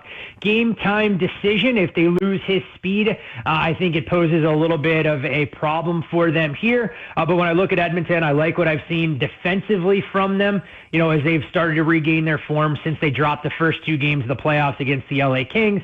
I know the big storyline will be Stuart Skinner being able to match his counterpart in Jake Ottinger in net. But I think Skinner can take some of the success that we saw late in that series against the Golden Knights and begin to build on that from a momentum standpoint. So I'll say it now, and if you look at these numbers, not just for Game 1 tonight in the Western Conference, but Game 2, I think if you were to blindly bet underdogs from here on out in the NHL playoffs, you'd be able to turn a profit. Very thin margin separating these teams in a lot of these games that are coin flips or at least appear to be, especially early on. More than happy to take the price at plus $1.15. So I'll be on the same side as Slay tonight, backing the Oilers. Yeah, with the upset teams, even in that Florida-Carolina series, because Florida looked so much better last night. Florida was the beneficiary of being able to take some of the momentum they built in the Leaf series, and they, picked up right where they left off. They were opportunistic in the first period, capitalizing on that early power play, and then being able to get that second goal. Credit Carolina for battling back, down 2-1 going into the second, and then it was a couple of defensive miscues. So I think Carolina, especially as a franchise who's now lost 13 straight conference finals games in a row, going all the way back to 2009, is going to have to figure some things out, but they'll no doubt need a timely stop or two from Freddie Anderson. I think you'll see a little bit of a change on the blue line from Broad Brindamore as he played rookie Scott Morrow, who looked like he was overwhelmed by the moment. But Florida's a defending Cup champion for a reason, and we'll see, what kind of desperation Carolina plays with in Game 2, because if they do lose again in Raleigh and head back to Florida facing an 0-2 series deficit, this series could be over a lot faster than most of us anticipated. Mm-hmm. Todd Ferman with us on 3HL Bet the Board podcast at Todd Ferman on X. Let's go over to the NBA. Tonight's game, Pacers at Knicks. Knicks by 4.5. What do you think, Todd? I had a lot of people making a case for the Pacers being live underdogs in this series, and I can understand why. But I do have some questions about the Pacers' strength of victory, at least through the first two rounds. They beat a Bucks team that, outside of Giannis, didn't really pose much in the way of secondary scoring options. And we knew that the Bucks were allergic to playing defense, and even last round in their performance, and full marks to Indiana for being able to pull that off, given that they went in right around a $5 underdog or thereabouts against the Cavs. Cleveland played that game, with, one hand essentially tied behind their back. They were down three key pieces in Game 2. Darius Garland never really looked the part, and they just couldn't get out of their own way. So I actually think it could be a little bit of a buy low opportunity, especially in Game 1 for the Knicks as a 4.5 point favorite. Most likely won't find myself involved in this game, but am going to be fascinated to watch it unfold. But lean towards the Knicks in Game 1, despite a lot of people saying that the wrong team is potentially favored here, with the Knicks coming into the series laying about $1.60. With New York being having home court, this is the only thing I said yesterday, Todd Father. OKC fighting with Minnesota. I thought Minnesota would come out and fight. I'm just not a believer in Julius Randle, and he showed it in the second half after coming out on fire. Scorching. Yeah, scorching. I say the same thing on the breakdown with the Knicks. I'm not a believer in Karl Anthony Towns. He has to show me to be able to tilt the scale. Yes, I love their wings, but I do think Indiana matches up with them. Miles Turner can match up with Karl Anthony Towns. Who steps up, Halliburton or Pascal Siakam, to offset what Jalen Brunson will do? I'm rolling with the Pacers just because they're healthy and they're deeper to me than the Knicks. And will they get ran in the ground? Them being New York with Thibodeau the way he plays, because I think just like in their series, they went down against Boston, but they were able to fight back. Indiana, I think, will go down in this first game of the series, but I think they come back and squeeze out a victory, kind of like New York did. No, in game one.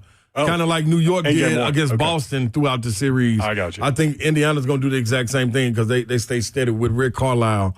I want to see if he outcoaches Thibodeau in this one. So I'm going Pacers. Well, I agree with you there, Slay. I think the Pacers have a decided edge in the coaching box with Carlisle over Tibbs. And I think when you look at the contrast in styles between these two teams, it's always fascinating because we know the Pacers want to get out there and run and play at a little bit of a breakneck pace. The Knicks, one of the slowest tempos in the league, and that tempo has even slowed further in the postseason. So if the Knicks are able to grind this and force Indiana to play a lot more in the half court, we'll see if they can capitalize on that, or if the Pacers can get the Knicks to play their game, knowing that the Knicks don't have nearly as many dynamic scoring options. The Knicks probably don't want to try and turn this into the first team to 115 or 120. I just don't think they have the firepower to keep up if it gets that loose. Yep. I'm with you, Todd. See, listen, man. Look, we agree to agree, and we ain't got to disagree to disagree. It happens. I don't even know what that means. It happens. From time to time, it does happen that we can agree and see eye to eye on some of our sporting takes that are out there. I do have a ticket for you for OKC to win it all. You think I'm in a pretty good position there? Yeah, I think you're in a very good spot. When you look at the way that they'll match up against the Timberwolves, Minnesota will be better shooting the basketball than what we saw in Game 1. I think they finished 12 of 39 on uncontested looks, but you do begin to wonder if it's not Ant or Karl Anthony Towns where some of those secondary scorers come from. But the problem for the Timberwolves, they turn the ball over at way too high a rate, and that's where Oklahoma City's been the most opportunistic, forcing steals, getting out in transition, and being able to get some of those easy buckets. So that was the game that I thought the Timberwolves had to play better, knowing that the Thunder were coming back, 48 hours after winning a pivotal Game 7, and Oklahoma City was able to find another gear. So it doesn't bode real well for the way things set up for Minnesota. And I think Oklahoma City, given what we saw last night, could make relatively quick work of the T-Wolves. So wouldn't shock me at all if Oklahoma City gets through that series in 5-6 games max. There he is. He's Todd Ferman, our guy in Vegas, at Todd Ferman on X, Bet the Board podcast. Thank you, Todd. Good stuff, man. Always a pleasure, and Slay, appreciate the baseball updates now as the Vols have extended their lead out to 15-6 in the bottom of the eighth. So if they squander this one in the second round of the SEC tournament, they're going to be calling you in to try and bolster that pitching staff if you got some eligibility left. Just let me know if you want me to tell you how they bolstered that lead. But yeah, you know what? Actually, that'd be great. Why don't you walk us through play-by-play exactly how they were able to build that cushion? Not enough time, Todd Father. Not enough time. I didn't think so, my friend. Always fun, boys. Enjoy the games this week. Thank you, brother. Appreciate it. There was a 2-run homer involved in that deal. Hey, man. From the smart guy, Reese Chapman. See, the way you just did that was so simple. Like, it was much more to that homer than just that. You think so? I know so. Yeah. Yeah, I ain't going to tell everybody, though. Should have been listening to us and watching. Okay. I can't find it. All right. When we come back, between now and the end of the show, we have open phones, and you will hear from Cody Barton, Titans linebacker, a new Titans linebacker coming over from Denver, and much, much more. Stay tuned. Scott in the Borough will lead us off. He wants to talk about Ricky Stenhouse Jr. and the Titans. Great combination. We'll be right back. 3HL 104.5, The Zone.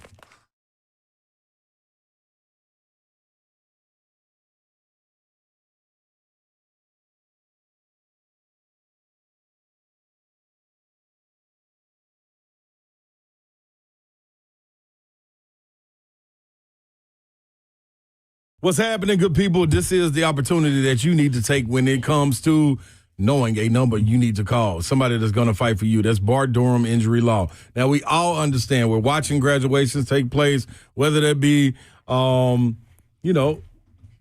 grade, whether that be out of 8th grade into high school into college into wherever.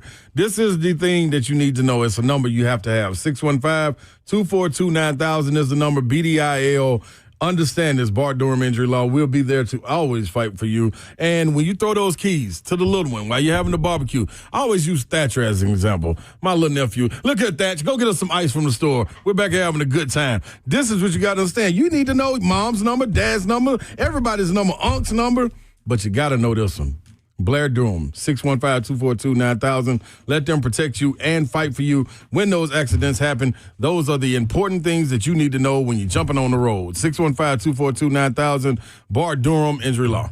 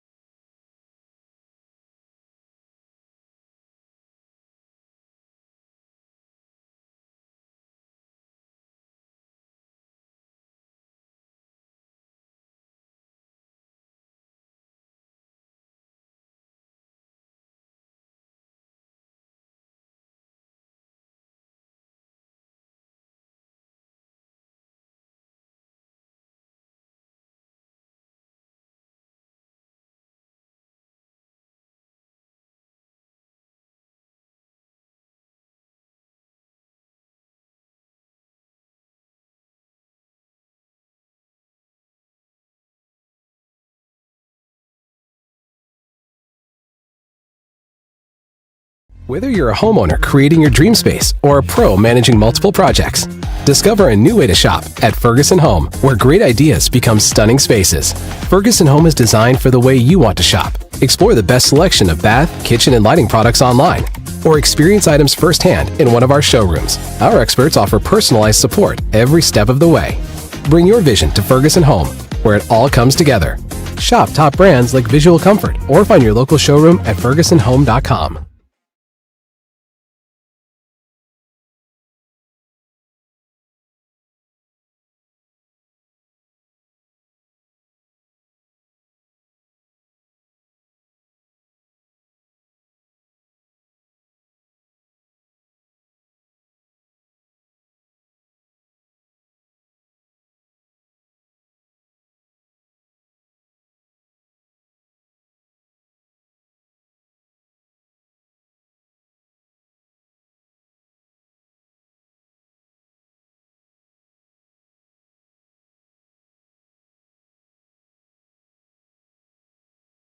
Two Rivers Ford announces employee pricing for everyone.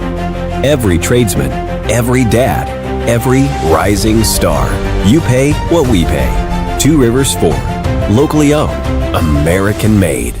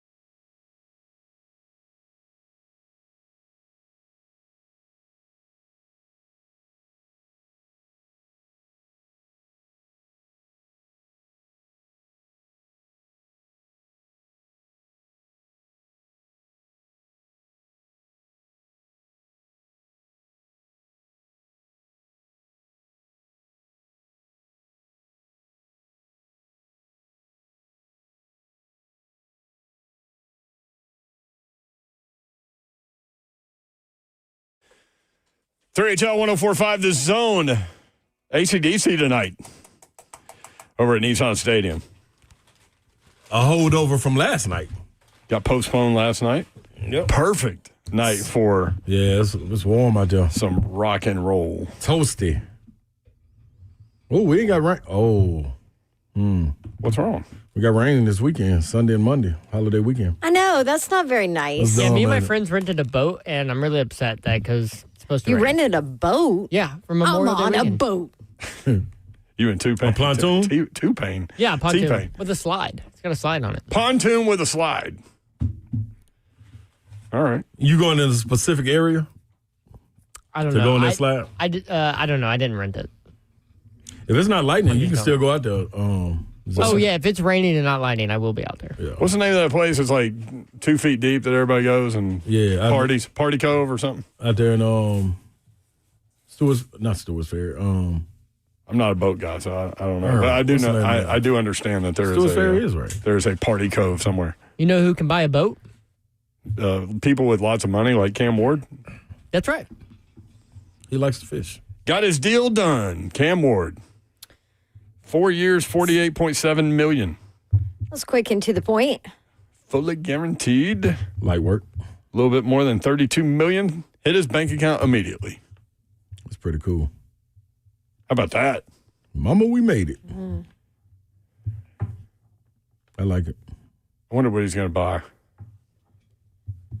You have to buy something, don't you? A home. A home? Some don't. I mean, a franchise guy, you're the number one pick. A home where? Here. See, I feel I like thought you meant like feel the like French you have Riviera to or wait something. and see where you want to live, though. In You Tennessee? gotta live here in Nashville for a little bit before you decide where you want to live. No, I'm going to buy something here automatically. It's too much land right now is getting bought up not to. I know, but that's what I'm saying. Don't you have to No, I'm wait saying, like- and see what area you like? No, they're real Either estate in the agents and country stuff. or Franklin. See, this is why y'all are men and I'm a woman Yeah. and we think differently, clearly. I'm going Although you and south. Slade live like 5 minutes from each other, so there's that. I may go to Babson neighborhood. Buy a home. There's one for sale around the corner. Right, like Conda. I'm Right pretty around the sure the corner. NFL did, like right before they draft, they asked a bunch of the rookies that were there in Green Bay what they would buy. I am currently scrolling their Instagram to try and find it to see, because I'm pretty sure Cam Ward was asked. He does like the country. I can see him going to, outskirts.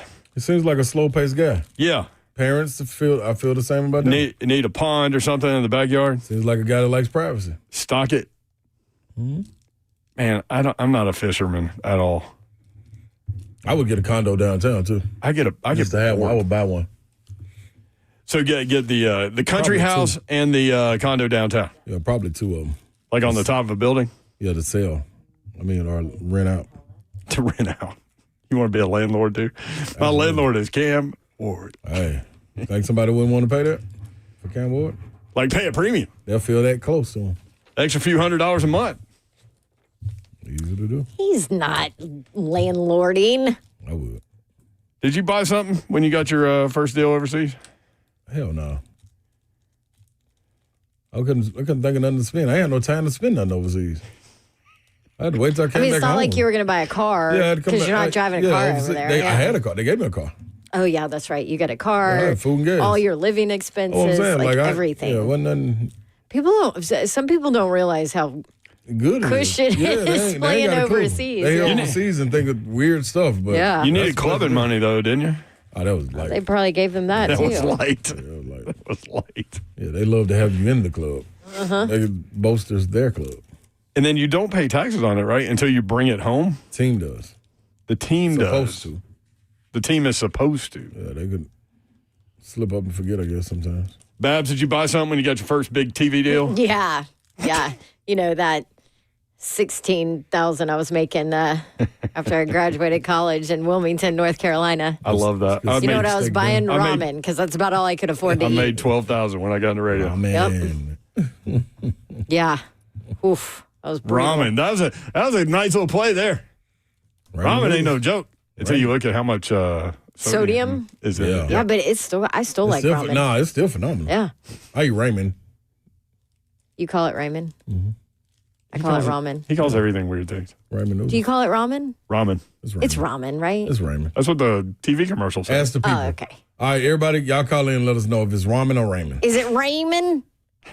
Or is it ramen? You really, that's it. Yes, Is it's ramen. it I can- salmon or salmon? Salmon. You're now at salmon? Salmon croquettes. Good job. I'm so proud of you. I'll come across with that. That took like a year. Yeah, I'm here. I hate sitting next to you. I know. It's too close. So weird. Like I want to push you. When Wow. HR. I know that's some When I have to cameras sit there. that close to her at remotes, like she ends up, because she waves her hands. She talks with her hands, and she ends up like hitting me in the face all the time. She'll punch you. I do.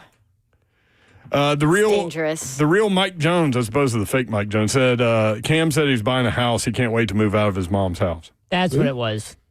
Told you. You want that, man. The independence, dog, is different. Did he say that on our show? Or he said it in a press conference? No, they did like a social clip with all the rookies, well, with some of the rookies before the draft, and he said that he would buy a house. Ramon says it's not Raymond. Ramon don't know. That is your brother. I know. He eats something different than me. Is it Ramon or Raymond? Raymond. All right, let's do this. Let's run through some Titans audio. They met with the media yesterday, and we've been talking about Cody Barton, and I got really excited when I heard this guy talk. And then Babs threw the wet blanket over the top of me, or tried to limit my excitement. We'll see if he excites Babs and you and Slay. Next, 3HL 1045 The Zone.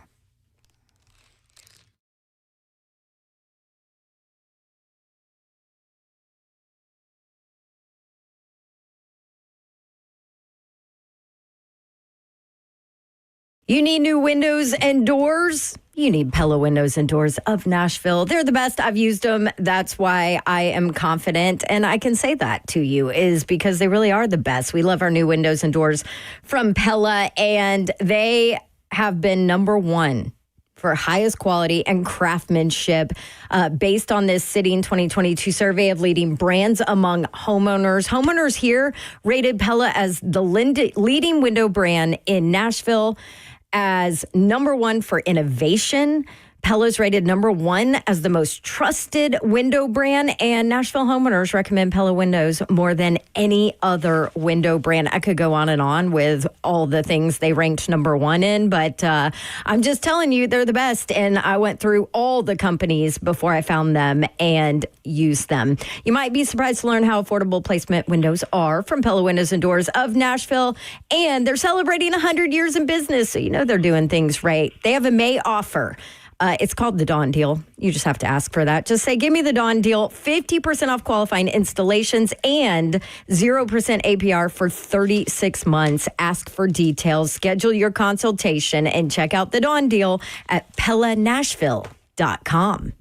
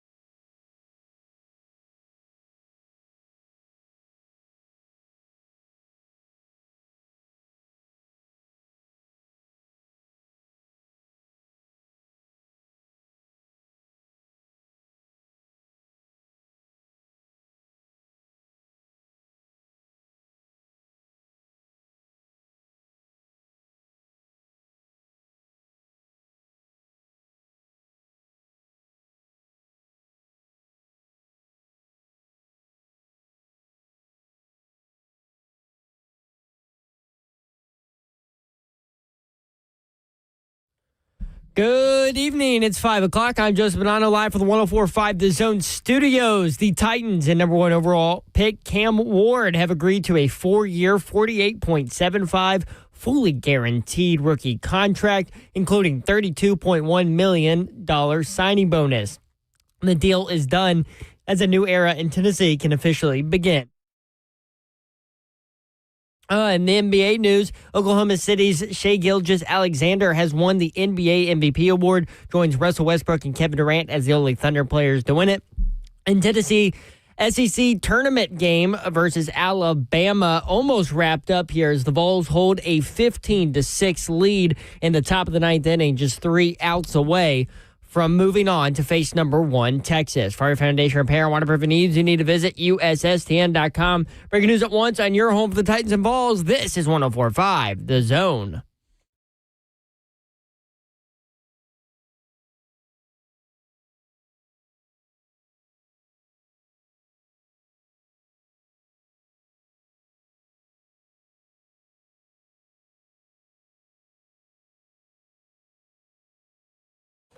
HL 104.5 The Zone. Brent Doherty with you on a beautiful day in the Music City.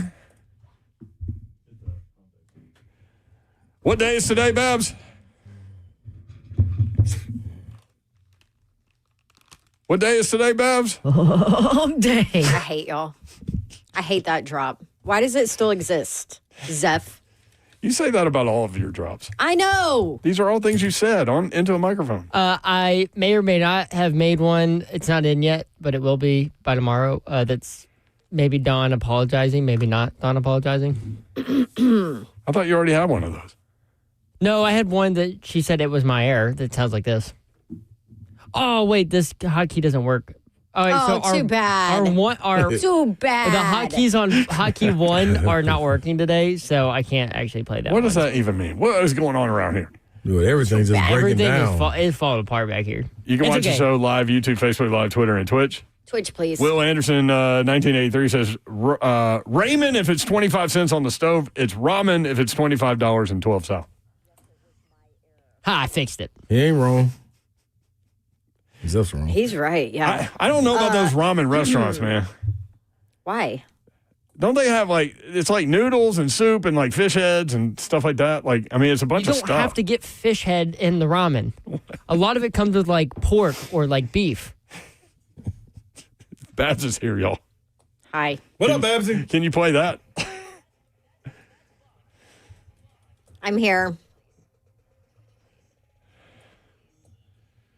Tennessee update, Zeph?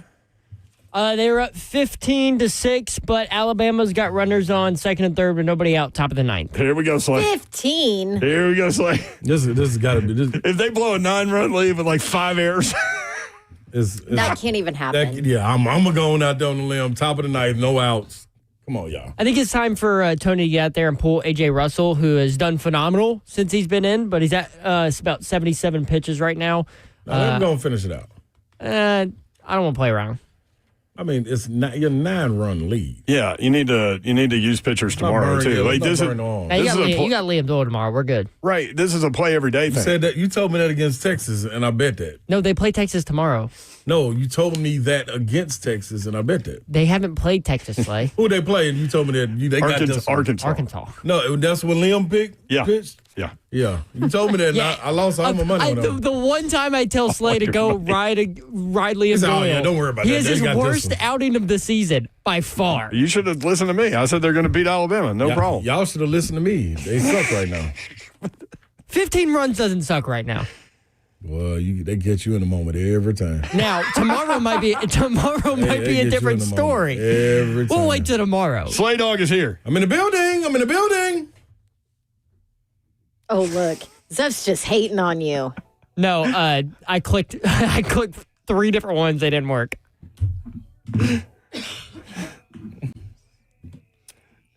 Would you rather play for the Pacers or the Knicks tonight, Slay Dog, if you had your choice? Knicks. You would?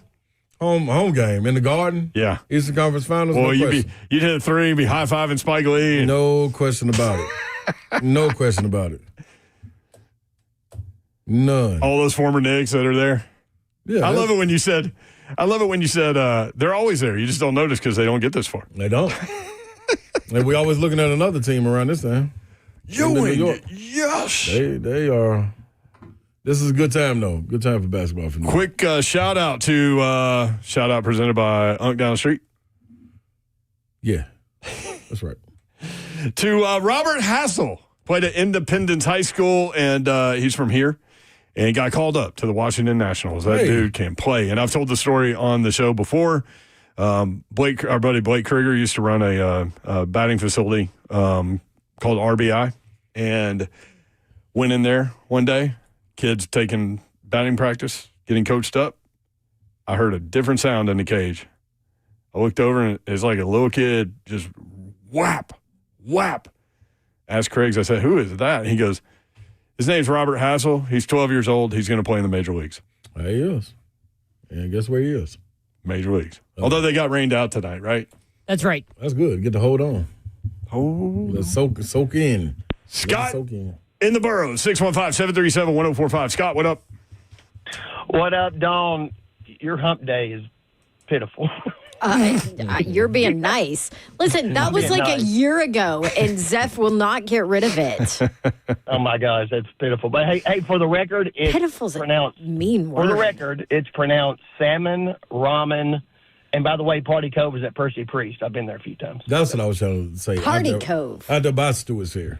Yeah. Scott in the Borough. Yeah, Mayor, I've had the privilege. I've called in a few times. I've had the privilege of being racked by you, racking my call, that is. Rack him. What did you say that got racked?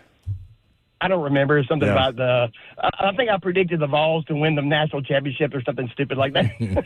I mean, well, they did. It just, what sport? You didn't talk about Hump Day, did you?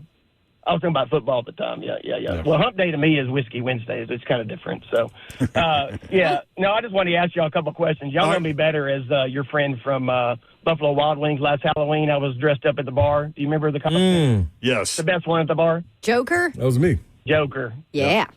That's my Queen of Hearts right there. That's what I'm talking about. That's right. That's what I was dressed as, everyone. Hey, I wanted to comment about that Ricky Jr. interview. I mean, a lot of these NASCAR dudes are really cool. I mean, they have great interviews. That was cool. And I flip back and forth between y'all and WTN all the time. He walked down the hall and Matt Murphy interviewed him, which was really cool, too. So that was kind of funny. But, I bet those were very different interviews. Right. A little different. Yeah, y'all did a better job. I'll have to talk to Matt about that. But yeah, y'all were talking about Dega. I've been to Dega a few times. What a amazing experience it is there. You walk to the opposite side of the grandstands. They have like a double fence there, and the rush you get there is just ridiculous. Y'all probably been there before, but I've not actually. I really want to go. Honestly, it's so awesome. It's so awesome. My main question I wanted to ask y'all, and I'll hang up and listen. With the upcoming Titan season, I know y'all talked about it a lot, but you think about Callahan, to keep his job. It's crazy to me, the short leash that are on NFL coaches. We give the president freaking 4 years to quote Don, get Shiano done, right? We can't, but NFL coaches, they have a very short leash. So what do y'all think the over-under is for Callahan and maybe even Titans leadership to keep their job, considering they have Cam and other pieces now? I'll hang up and listen. See y'all soon. Peace. Hey, thank you, Scott. Appreciate you. We kind of talked through that yesterday. The over-under win total in Vegas is 5.5. I think if he wins 6 games, he doubles up. And then it's like, what does it look like, though? Like, what does the losing and the record look like? Is it that the defense was the problem and that he did a good job with Cam Ward and they show promise there with the rookie quarterback? Like, it's hard to just put terms on it right now, right? Yep. And not letting national media make your decision for you, because they're not watching the games that closely, so they don't know if you're not winning. You don't know who's doing what or whose fault it is. You know what I'm saying? The NFL, it used to be 4 years back in the day, and then it was 3 years. Give a guy 3 years, and then it turned to 2. Some guys get 1 year. Mm-hmm. So we'll see. I mean, he's definitely coaching for his job. Yeah, no question. Yeah, I think both sides of the ball. Zeph with a little Tennessee baseball update. It's now 15-8 Tennessee. Runners on the corners, still 1 out. Double play, lend it. I don't know. that middle infield defense is Not very confident right now. Yeah, I mean, they lost the game the other day because they gave up 2 runs when the shortstop was trying to throw it to second, and he threw it in the right field. That's what I was talking about earlier. Cody Barton, new inside linebacker from Denver. I'm really excited after I heard this guy talk. And I know that shouldn't be like, the judgment of an athlete necessarily, but I'm excited. Get excited for it. Cody Barton. Well, let's hear him. What got him interested in playing for the Titans? Style of defense. I know it's aggressive. Similar to last year's scheme that I was in. And, the biggest thing is the aggressiveness of it. That's Aggressive. it. He's like, yeah, it's simple. put me on an aggressive defense. Let me go to work. So you know what that means? That's the defense was aggressive. The secondary, you had a defensive player of the year. The scheme. I mean, your scheme. Guys coming off the edge were able to get there. Push up the middle. Linebackers doing their job. As a unit. He just came from a really aggressive defense. That's what I'm saying. All across the board. That likes Corners, the blitz. Right, so that's what he saw with Denard Wilson, right? Speaking of Denard Wilson, what has it been like connecting with him? It's been good. Great coach, great leader. Demands a lot, very intense. And I feel like he just brings the best out of the group, individually and as a whole. And, I'm excited where the defense is headed. Okay. Is he pounding the podium too? Probably should. If he's an aggressive guy, he should. So we've talked about Cody Barton at one inside linebacker spot, with Sharpie, right? Like you write that in with Sharpie. What about the other side next to him? Otis Reese, Cedric Gray, James Williams. What's going on there? Cody Barton talking about the rotating door at inside linebacker next to him. Yeah, I mean, I've gotten to know all the guys pretty well. We've all been, going in and out with each other, rotating different guys. And, here there are a lot of young guys here. But it's good for them to get this experience, get their feet wet a little bit and just, grow as a player. I think about when I was a young player, getting these reps this time of year and in the fall as well. It's crucial to development as a player. And, I'm excited to see this whole group where it goes. Everyone's athletic, strong, can play. And so we'll see what happens. Will. That was not convincing to me. You hadn't spent that much time with him. Wow. Also. Well, that's true. Also, why does it smell like tuna fish in here all of a sudden? Did you just see that? Mm-hmm. What just happened? He's watching the Tennessee game. No. What happened? A horrible throw down to second base. See, there you go. Horrible. A phenomenal catch. They keep the ball from going to the outfield, though. They cannot throw the ball to second base. There are 2 outs, though. They're fine, Babs. They're fine. Nothing to see here. Let's go back to Cody Barton on the responsibility of being the most proven guy in the linebacker room. I definitely know there's responsibility on my shoulders, but I don't think it's any more than anyone else would have. I've always prided myself in being a leader and someone that can, get guys lined up, take command vocally on the field, and so I'm not going to change anything. I'm going to continue to be who I am, and just let it flourish here. Let it flourish. Sound like a green dot type of guy? Oh, without question. Can we not do that argument this offseason? I'm just saying. Although that was so nauseating last year. He does sound like a green dot guy, though. It's a great point, Slay. Way to keep your eyes off the Tennessee baseball game for a second. Oh, no, it's on now. 15-10. I used to work there. that's not the score. Yeah. And another outs. stolen base by Alabama, so now they have a runner in scoring position again. Yeah, but that run doesn't matter. Let them steal True, it. but Just don't throw it into center field. If that run keeps scoring, as it has this entire inning. More from Cody Barton. Do the 2025 Titans remind him of the situation the Broncos were in last year? Remember, they went into last year, everybody thought they would suck. They finished 10-7, go to the playoffs. What does he think? Yeah, it does. It does. And, the way this team this year's, got a quarterback, invested in the O-line, brought some pieces in free agency and in the draft. I feel very good where we're at right now and just the way the team's been headed. I feel very good about it. And, last year in Denver, similar situation. And, they're following a similar recipe, and, I like it. I like it a lot. I like it a lot. Mm-hmm. I'm ready for this guy. Cody Barton. That's your leader? I'm not. Oh, no. Big Jeff's I'm not sold like you are. My man's going to make the plays in the hole. He's going to make the plays that he should make. Okay. I don't know. I just get a little bit of a BS feeling from him. Sound like a winner. What just happened? Balls win. I told y'all. Nothing to see here. No worries. They tried to screw it up. 15-10. They Don. tried to screw it up. I'm about to listen. He sits behind me right now since I'm in a different chair, and I can't give him that look of. You can throw him a little. I'm about to bust in there. You can throw him a how's your father. Okay, turn this stuff off. Good Lord. Let's go to break. When we come back, more from Brian Callahan next to RHL.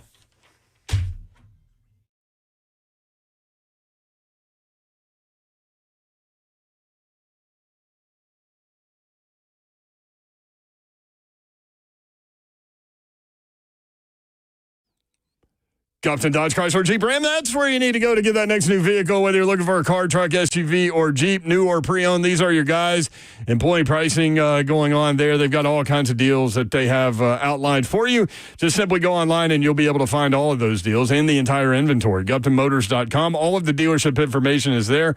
Address, phone number, all of it. Just go tell Daniel Gupton and his crew what you're looking for. Maybe you need more space. Maybe you need better gas mileage. Maybe you need something a little cheaper. They'll point you in the right direction, and you'll go take your test drive, go inside. They will help make the numbers work, and it will be that easy. Upton Dodge Chrysler Jeep Ram. 3450 Tom Austin Highway in beautiful Springfield, Tennessee. About 30 minutes from downtown Nashville. This will be the best vehicle buying experience you've ever had. I've bought multiple vehicles from these guys. They're awesome people, and they will stay with you beyond the point of purchase with updates on when you need oil changes and tire rotations and all those things. Their service department is great. Upton Dodge Chrysler Jeep Ram. 3450 Tom Austin Highway. GuptonMotors.com. Want to tell you about North Point Roofing Systems, local here to Nashville. Their offices are in Brentwood in the Maryland Farms area, and they will guide you to protection. So maybe you know that you suffered some storm damage with the hail that's rolled through here really the last month. They do free drone inspections. They will diagnose the health of your roof using AI drone technology. It only takes about 13 minutes. They take 100 pictures, some videos, and then boom, download it into their AI software technology, which diagnoses the roof quality. So you get honest feedback on the health of your roof. And you know there's not anybody up there making it worse or damaging at all. North Point Roofing Systems, a GAF Master Elite Roofer. Only top 1% of roofers have this certification. So you know you can trust them. And they're right here in Nashville. NorthPointRoofingSystems.com. That's where you go.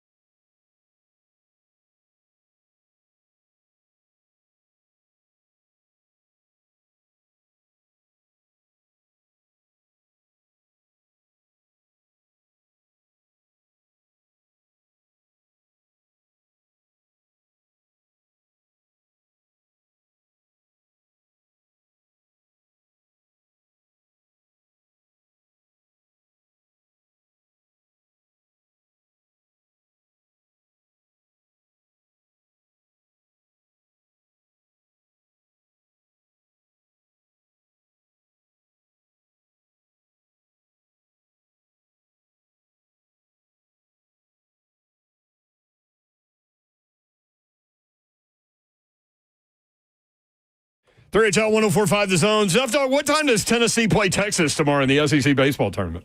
I don't know. Tired of my dropping money? Give me 1 second. I'll find out. Babs is headed to an event Yeah. at Maggiano's. I love me some Maggiano. I know, and I never think to go there, but man, that's good. Pretty good. Been around quite some time. Yes, it has. For all you new Nashvillians. Over there on West End. Sonoma Hill. All right, thanks for stalling for me. You're welcome. Tennessee and number 1 Texas play Thursday, May 22nd at 3 o'clock, right as the show starts. Yeah, that's tomorrow. Great. Yep. Right. Vandy plays tomorrow too, right? Vanderbilt does play tomorrow. They are the night game at 6:30. So right after the Tennessee-Texas game gets done, it will move on to Vanderbilt and the winner of Georgia and Oklahoma, who play tonight at 5:50. How about Oklahoma picking up their first SEC tournament baseball win for them. yesterday? 5-1 win over Kentucky. Welcome to the SEC. And so now Tennessee and Texas, UT and UT. Feeling good about that one, Slay? I'm always feeling good about it going in. Hey, Liam Doyle's on the mound. We're good. Lord. I say that with a grain of salt because I was This is very wrong if last weekend. Charles Barkley ever had a son, this would be him right now. Who's left off? Me guarantee. Is that likes to throw things out there? That's for sure.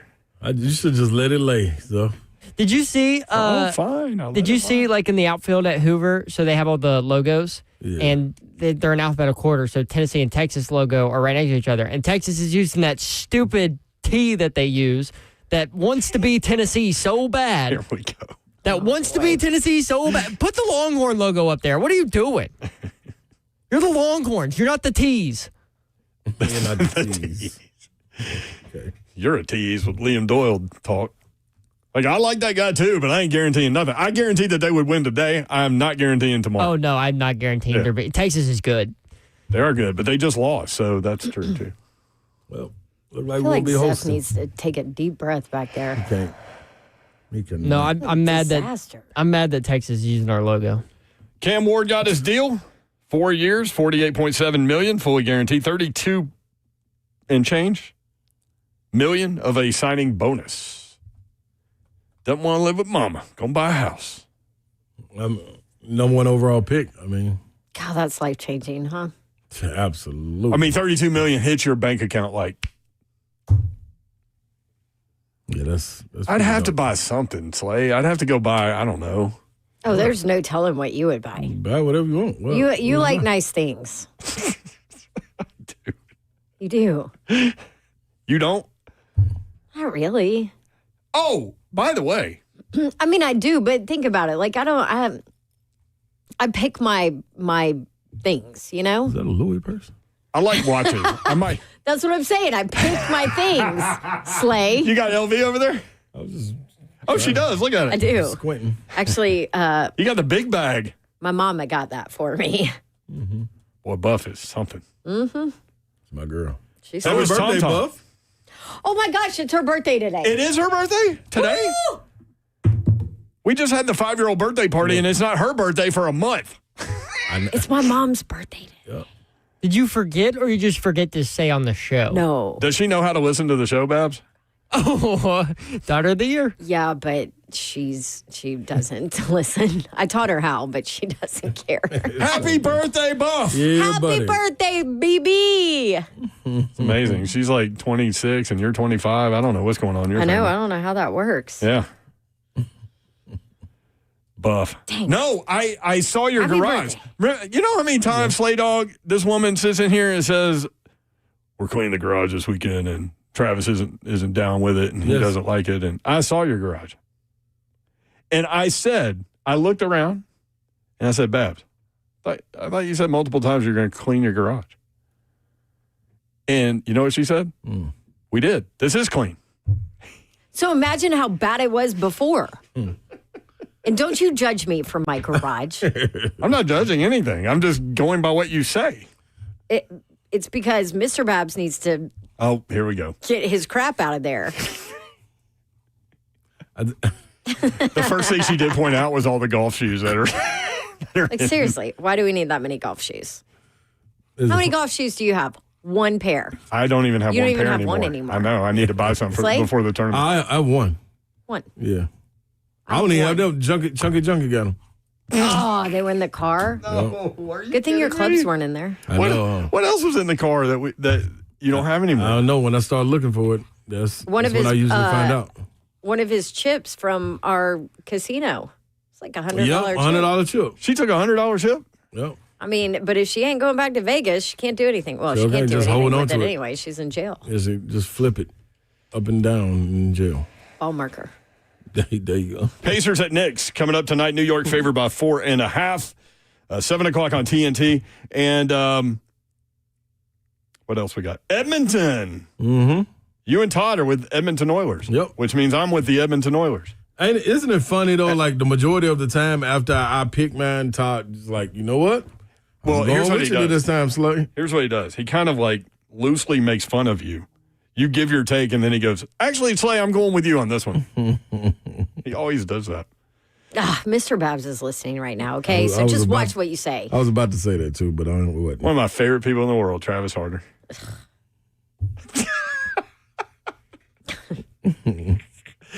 He's got golf shoes don't take up that much space. Slay, did you see the ice balls they have in their freezer? I got to use them. Yeah, me too. Oh, yeah? Well, did you see where my wall is destroyed right by that fridge and freezer? That was a great Because compromise, Babsy. he was adamant that was going to fit because he had to have the one that had the ice balls in it. Yeah, did you see the wall that's still not fixed? How many years are we later? Like 2 years. I didn't even notice it. I didn't either. After getting the ice balls, I will was never like, notice that. Yeah, I wouldn't either. You will never admit that you noticed it. Either one of you. I did admit that the Tush push lives, and I noticed that. They needed 24 votes against. They got 22. So the Titans voted for.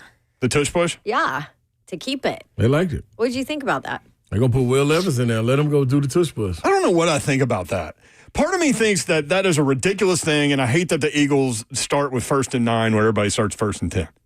Well, why doesn't everybody else do it? And I think it's ridiculous that, a grown man goes behind another grown man, puts both his hands on his ass and pushes him for a first down.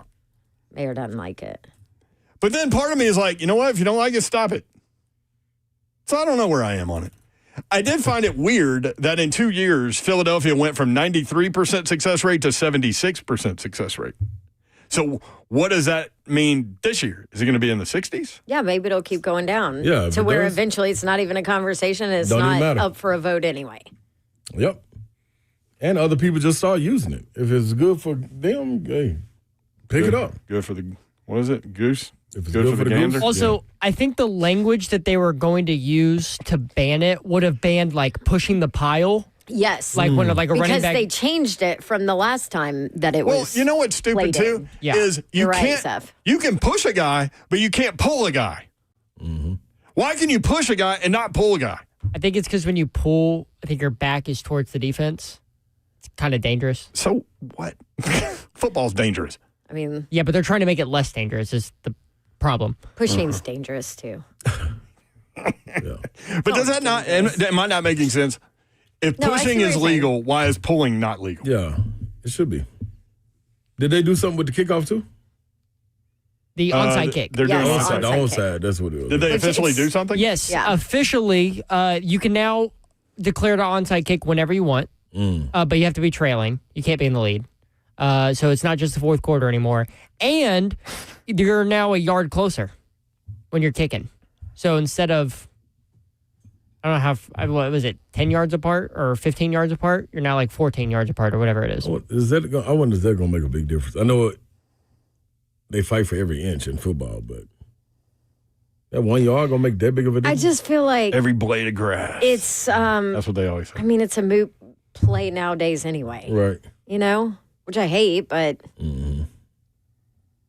I agree. But hey, make the rules, safety first. Let's roll. why do you have to announce it? That's a good question. Yeah, Because I think that's dumb. Like, hey, y'all, You here have comes no- the onside kick. You have Hey, no you know chance. what's coming. Yeah. Yeah. Remember when Fishbone onside kicked every kickoff against the Indianapolis Colts? Fisher was like, F this, man. So he just took the risk of getting people hurt every play. Every kickoff. every kickoff onside Let's kick. take the percentage up.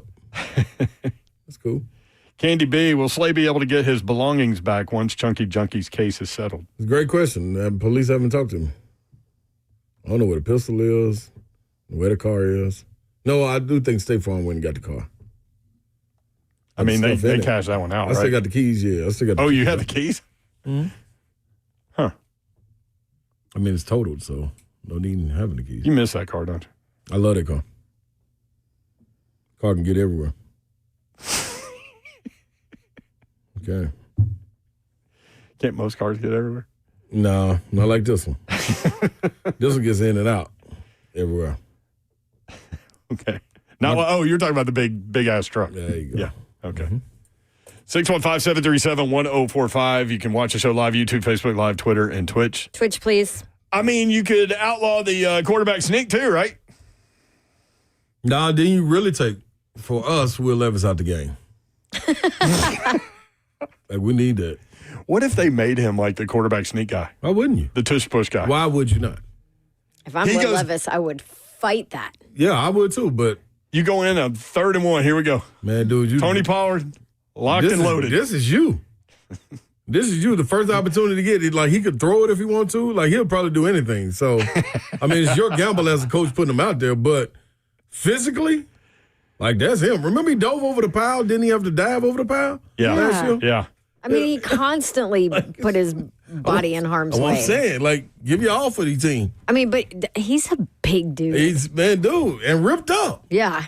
Like, that ain't no little cat, man. That's why I think he's still got an opportunity to be something in the league. I think so, too. I know that sounds funny to a lot of people. Yeah. Can't you just see that guy popping up like 4 years from now and he suddenly, like, matured and takes coaching and all those things? Just don't take it into his own hands every time. I think he'll be fine. But that's been his problem the whole time. Mr. Keefe said I'd put Big Jeff back there to push him. Well, they've done that. They have done that. Done that while Derrick Henry was there. So, yeah. I think it was some opportunities for Big Jeff to get the ball. And then, what did we have last year? Was it a false start? Or it was something.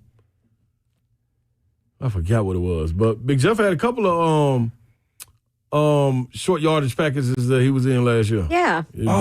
Remember the play where they were supposed to throw to him, but then Levis threw it to the other guy? Yeah, it was something. I knew it was something. Wide. There were two guys wide open, and he threw it to the covered guy. I knew it was something. Yeah. In the back of the end zone. Yep. It was Chig, right? Mm-hmm.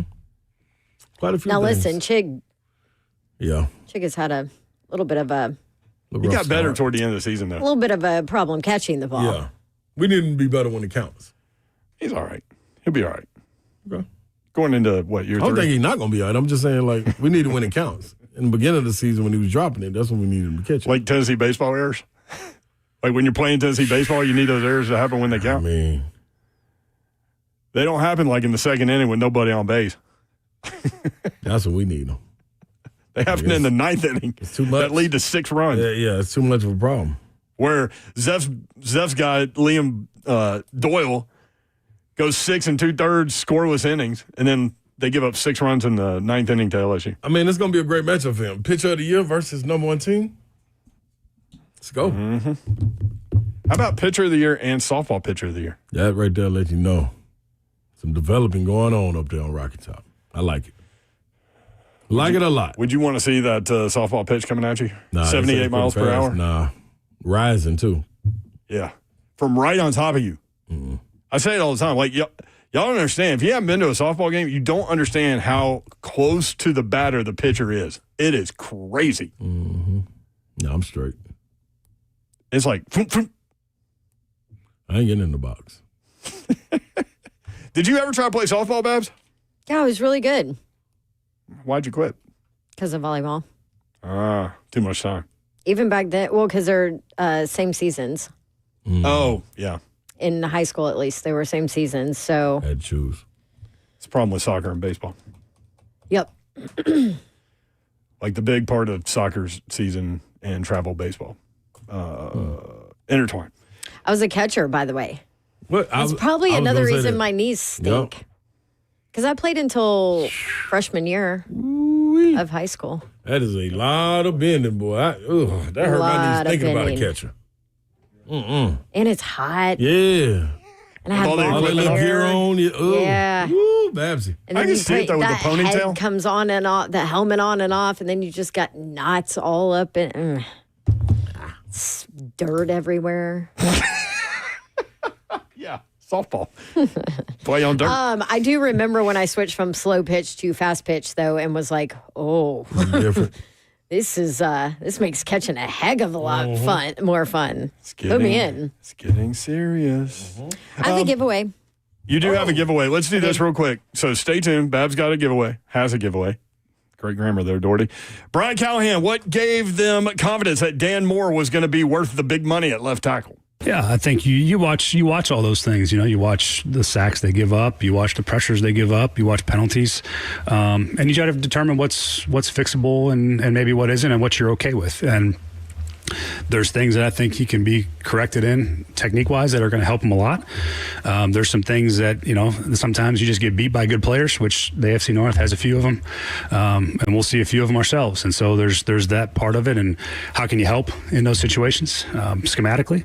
But, yeah, you watch all of it, and you have to go through and you see what's fixable and what maybe isn't fixable, but you can help with the process of it. So there's no perfect player. They're all going to have things that they got to get better at. And we felt really comfortable with Dan, and he's been fantastic since he's been here in that regard. So excited to have him.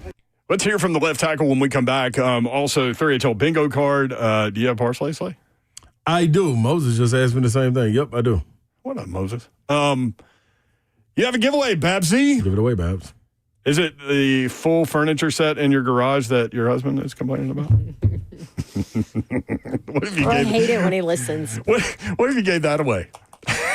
Yeah, it's actually really nice. We should do that. Like every day, give something away from your garage. Oh, there's some good stuff in there. Yeah. Today is golf shoes. Yeah. Well, that'll be like 15 days with my husband's collection. All right. Another chance for you to win tickets from Bab's Prize Closet. Caller number 5, not yet, but you will win 2 tickets to see Lil Baby's Who Hard Is Me World Tour at Bridgestone Arena. Oh, my gosh. I feel so white right now. That was... Was it bad? That was everything right there, Babsy. Oh, And well, you got way more swag to you than that. I got more. Special guest. Big X the Plug, NLE Chopper. Choppa. There's an A. No, and ER. Low Shimmy on June 8th. 615-737-1045. Caller number 5 right now. You never know what you're going to get on 3 That's my girl.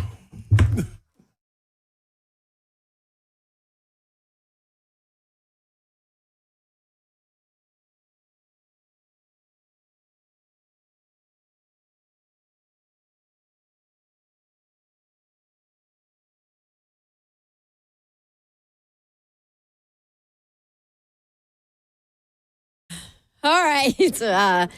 Man, VIP Play, it is here. It's in full force. It's the newest app. It is ready to go, and it is glorious. Go claim your VIP Play welcome bonus when you make your first bet on the new VIP Play app of $5 or more, and you'll get $100 in bonus bets instantly. Make sure you use my code to get that, Dawn, TN, DAWN, There is so much great about this new app. New and more convenient deposit and withdrawal methods. The next VIP Play app update is continuing to upgrade features to make the betting experience a great one. You can receive daily profit boosts such as 25% MLB parlay profit boost on 3 picks or more. You've got NBA playoffs, no danger wagers. You get 50% of stake back in bonus bet if the wager loses. You've got 20% NCAA baseball tournament profit boost on bets of 3 picks or more. It's VIP Play. It's live always with over 200 leagues and numerous bet types, props, and options. VIP Play, where everyone gets treated like a VIP. Gambling problem? Call 1-800-889-9789. You got to be 21 and older and located in Tennessee to bet.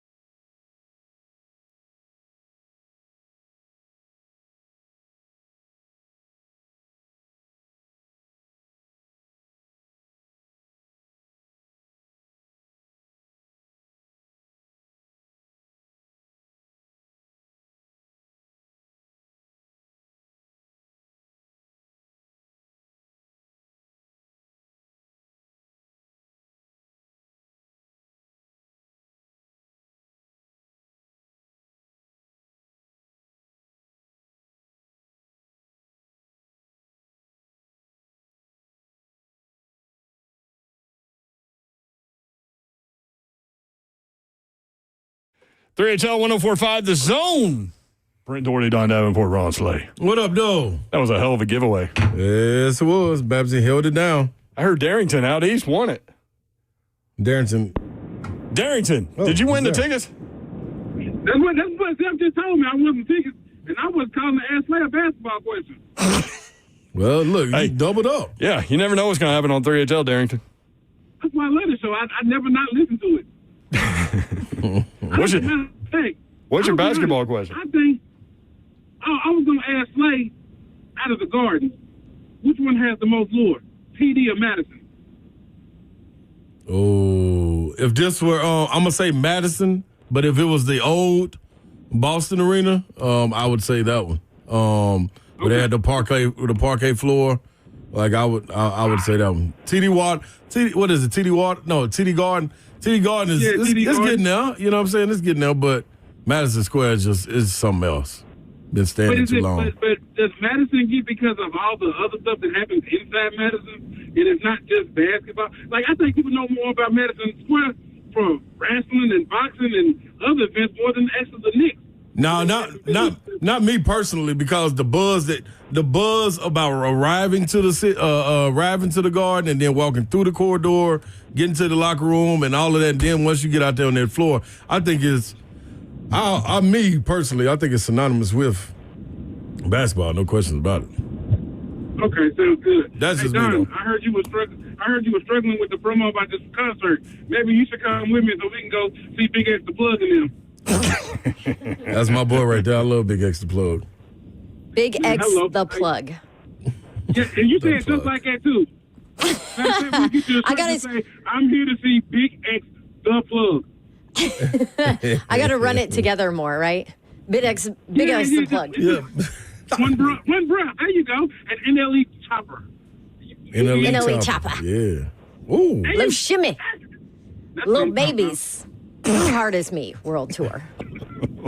Yes. Slay, who you got tonight? I just need to know when I'm out of here. Man, I got the Pacers tonight. I think I'm taking the points on it. Yeah, plus the 4.5, right? But I think I ain't not messed up with them winning outright either.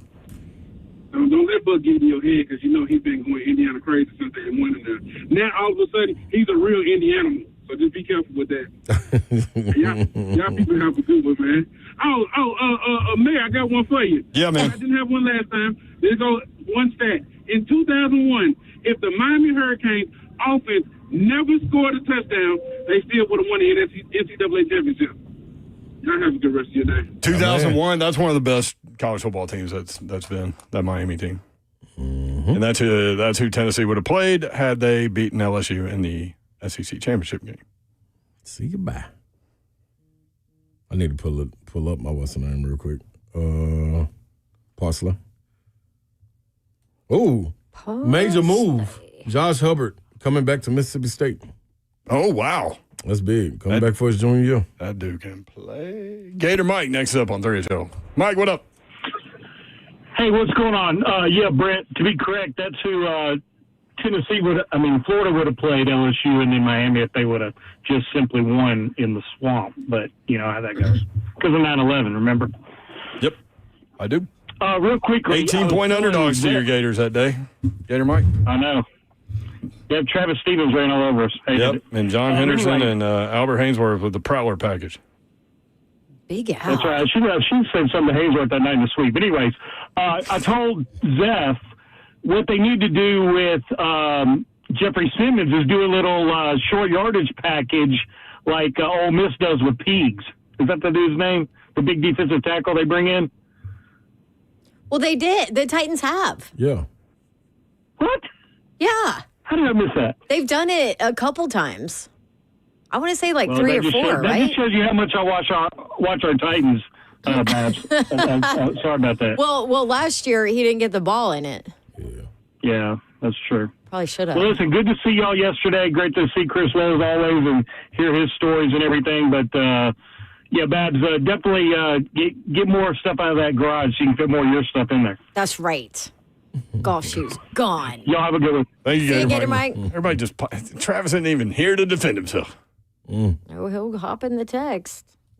in the group text. So 3HL bingo card, things that are kind of weird, taken out of context during the show. I'm muscle efficient. That happened earlier during Coach Mack's segment. And then this happened earlier. Slay calling baseball. Ball hitting the gap right there at outfield. Right. This left field coming over to grab it. Oh, he cuts it off. Then he hits it. Boom. See him about to turn the corner at first. He say, hold up. Hit it to the shortstop. He covers second. He go down on one knee, bobbles the ball, holds him at first. Falls back out. Yeah, I like that. That was so good. I got that right there. Next time Mike Keith joins the show, we need to play this for him and just get his analysis on it and see if we can give you some tips. I mean, Todd Ferman was funny. He goes, all that for a single. Yeah, single to left. Why would I need tips if I'm doing just fine, Joe? What's the parsley? The parsley, Zephyr?